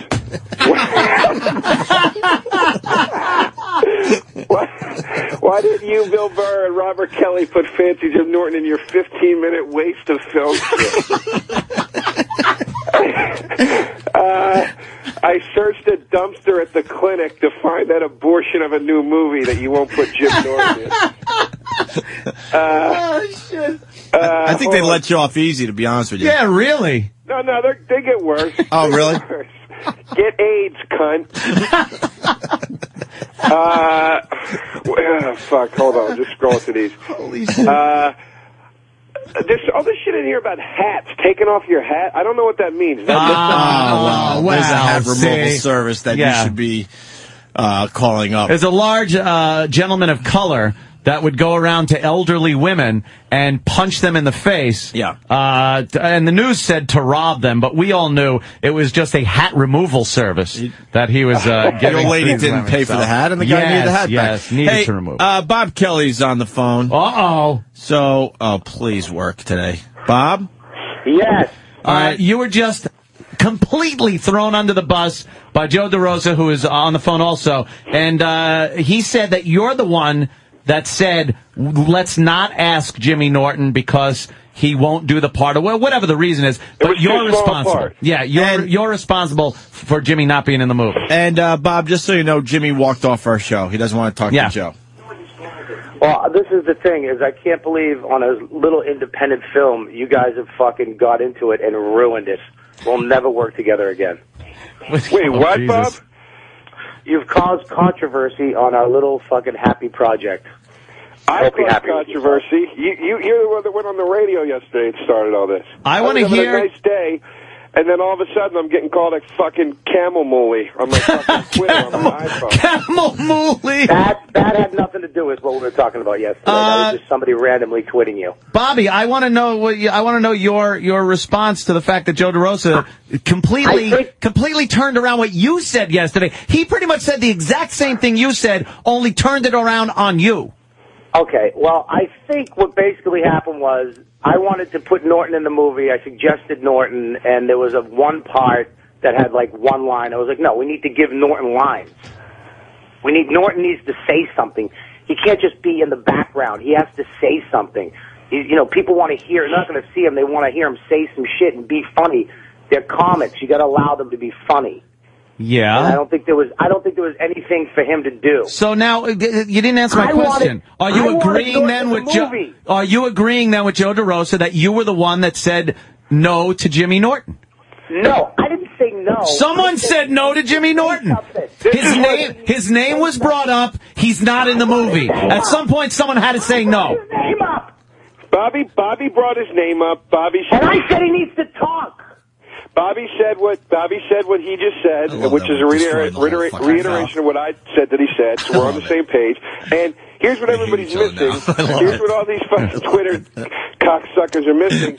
We didn't ask him out of respect for his time. Oh, that's good. Yeah, don't ask him out of respect. You just fucking alienate him as a friend. It's too bad you can't tell that to Jimmy personally, but he doesn't want to talk to you guys, so. He's making the universal signal of, because he's listening, but he's making the universal signal for air jerking off, which means bullshit. Is that what that means? Yeah. Yeah, it does. When you jerk off in the air. I want to know what else he said about me. What?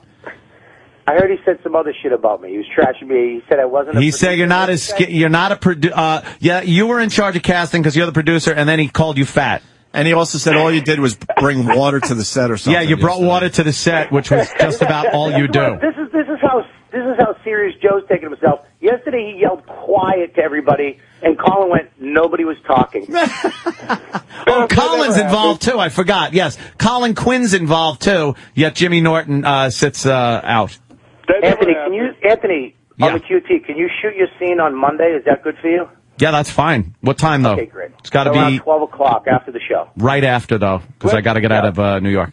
You got it. Let's get down to the bare bones of what happened yesterday. Bobby, my good buddy, Bobby Kelly, one of my good, tight fucking friends, went on the show.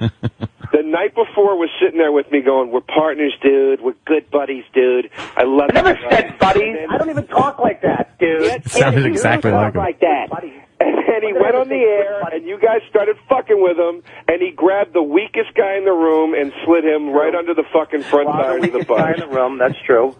You're gutless, Kelly. You're gutless. Yeah, You're gutless. You guys just, I can't see the out of respect thing for Jimmy. It just seems like you could have at least said, Jimmy, we got apart. It's not much, but all of us are together doing this thing, Colin and everybody. And just for the guy to be completely alienated, not even know about this project, have to hear about it on the streets like that, it just was a little insulting to Jimmy. I feel terrible. You should. Jimmy, you want to come in? He ain't fucking coming back. He's still saying no. I want to be Bill Burr's in the background yelling, all Jimmy wanted to do was turn us down. Fucking rules. Yeah. Yeah. Our feelings are hurt. Our feelings. Yeah, sure. Turn us down. Yeah, Bill's got a point. DeRosa, stop your Tyler Durden talking for you in the background bullshit. We know you're the weakling. Tell Brad Pitt to shut up. Yeah, tell Brad Pitt. We're talking about Edward Norton right now. Yeah, I'm waiting to hear him go, tell him this conversation is over. I need somebody to come to my defense.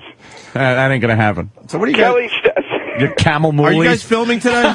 Camel mooly. Are you filming? Joe is filming a sex scene today. What? Oh. Joe is we're filming shooting a sex some scene stuff today. Does Jim want to come by today? Oh, that would be nice. He ain't talking, dude. I'm telling you. You got a real really issue. Hot sex scene. He's going to take his shirt off.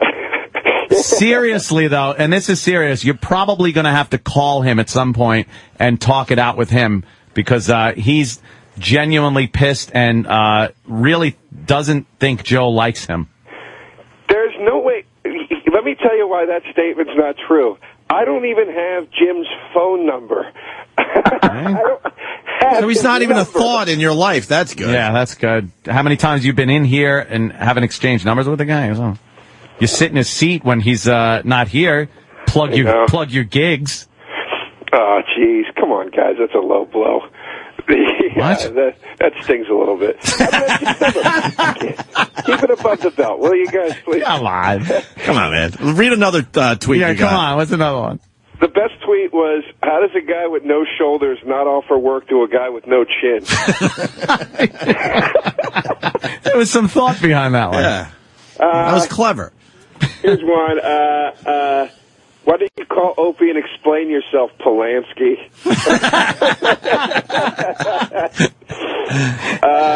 You sucked the balls of a 6-year-old boy. Oh, that was nice. Well, that's just pleasantry. Facts shouldn't make their way into this argument. Oh, wait, here's what Voss. Wait, fucking Voss over Jimmy. Use your king tut-sized head.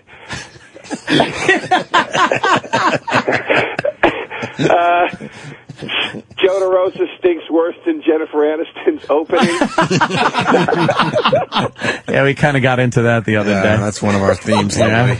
Wow, those are good. You know what, though? I think that's pretty much done with then. I don't see anybody Twittering you anymore.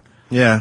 No, it stopped. Yeah, I'm sure it stopped. Joe DeRosa comedy will not be getting any more tweets about Jimmy not being in the movie. Now that he explained himself on the show. Yeah, he explained it. I mean, no one could come up with stuff more creative than that. So I'm sure Joe DeRosa comedy. Yeah, there you go. Twitter. No, really, listeners understand when enough is enough. Yeah, when to stop. Our listeners know when enough is enough, when to stop, when not to drive a bit into the ground. Yep, they learn from us. They learn from us. We don't drive bits into the ground, and they certainly don't. Exactly. No, it'll be fun. It'll be fun. When I get ass raped and beaten to death by some guy from fucking New Jersey, I want it to be on your head. And you'll finally be happy. Oh, damn. All right. Rolling. How much fun is it just stirring the shit with those guys? We're fucking up their whole film. Oh, it's fantastic. Because secretly we're pissed we weren't in the movie. I know. It's like, what the fuck? Could you ask us for a walk through? Look, we know our place. We know that Kevin Smith's not going to ask us anytime soon to be in a movie. We understand that. But a little thinky film, we're ready finally. Yeah, come on. A little something in a 15-minute film. Mr. DeRosa. I'm ready for my close-up, Mr. DeRosa. We know our place. So we're secretly pissed. And guess what? Now they're all yelling and screaming at each other. Poor Roland. He's never here. We haven't seen him in a while, and he's got to sit through that shit. Yeah. Well, he did the old hell of a blow-off. Yeah. Blow-off. Oh, I thought you were filming. I didn't know that. I thought you were. Next film, will call me. Yeah. I'll definitely call next. That's the Hollywood blow-off, right? Mm-hmm. Yeah. And we got. You been happy these days, Roland? You doing good? Yeah. Yeah. Well, no, you got a girl in your life. No. No? Fucking bitches, right? Yeah, that's what they are. I hear you. He needs a gig. Yeah. Yeah. Chicks don't want to go out with unemployed guys. Only Puerto Rican chicks. Yeah, well. It's not bad, though. It's in the Bible. It's in the Bible. What the fuck does that mean? It's funny, but I don't know what it means. Is it really in the Bible? I don't know. That's a great line, though. Hey, one more thing before we get out of here, Ant. Oh, my God. Yes, I know. A meeting with management. Well, no, we got a Ron Lawyer commercial that just came in from Derek and Steve. Wow. And Ron Sage himself. That's his last name? Sage. So this is why Steve wasn't listening to the show at all today? Well, he did come in and go, did you guys hear about Chris Jericho? After we talked about Chris Jericho on a huge morning show. Yeah, whatever. That is heard in a couple countries. Did you hear about the Hindenburg? Horrible disaster right in Jersey. It's on the prep sheet. It's on the prep sheet. That he carries around. That he carries around. Uselessly. I swat flies with it. It's wonderful. Let's listen to this Ron Lawyer commercial thing. All right. If you're injured in an accident through no fault of your own, you need an attorney who will fight for your rights. Been convicted of contempt of court, but never for calling the judge a jerk-off. Call the law offices of Ron Sage today for your free, no-obligation consultation. What do you do for a living, character? Ron Sage is compassionate. Get off the phone. You don't know what the hell you're talking about. Ron Sage is understanding. Shut the fuck up and get off the phone, you stupid asshole. You're completely wrong. Ron Sage is on your side. Is that the problem, pal? You couldn't get it up this morning? Now shut the fuck up. I'm through with you. Ron Sage is here for you. You are an obvious asshole. Hey, have I still got you on the line? Are you still on the line here, pal? For Sage legal advice, call Ron Sage today. Come on, how would you like that? Justice is on your side. So is Ron Sage. Do you get that? Because if you don't get that, then get the hell off the phone because you're wasting my time. Not bad, man. Funny. That's great. Fuck. I can't wait for him to be back on the show. Fantastic. Roland, what are you promoting? Yeah, Roland. NHL 10? What are you doing today? Unemployment. Obama's still providing for me and my people. Providing. That's wonderful. What video game? The morning shows in the movie theaters are sold out because all my people are there watching the movie. Your peeps? Sneaking in. Hi-yo. What video game? What are you into? Modern Warfare? No, you play the sports games, right? Yeah, NHL 10. That's pretty Is much it good? Everyone's talking about that. I think It's I'm pretty finally good. going to get that damn thing and get into it. It's pretty good. It's addictive. Gameplay a little better than the last few they put out? Yeah, it's all right. I mean, it could be better. Could be better still. Graphics good? Graphics is all right. Just all right. You're not really, what? No, it's good, but I thought it'd be a bit better. Okay. All right. I think we're done. Yeah, we are. We got a little meeting. Well, if he doesn't get here... Oh, shit. We're doing the rule? We're doing the ruling? He's got 60 seconds from right now. Clock is ticking. Right now. The clock is ticking. Well, actually, I make it a little more than 60 because there's a delay. Okay. So a little more than 60 seconds from right now, he's got to be in studio for his 2-minute meeting. Studio. All right, Roland. Yes, always a pleasure when Roland drops by. Roland, see if you can. Yeah, just remember because oh my God, that's like porno. I'd rather have that than someone go, oh, here's a porno movie. Yeah. Yeah, because I could get porno online. Yeah. Can't get that online. No. Can I? Where? No, of course not. We don't have a good out, so Travis just fucking hit something. Travis, I'm kidding.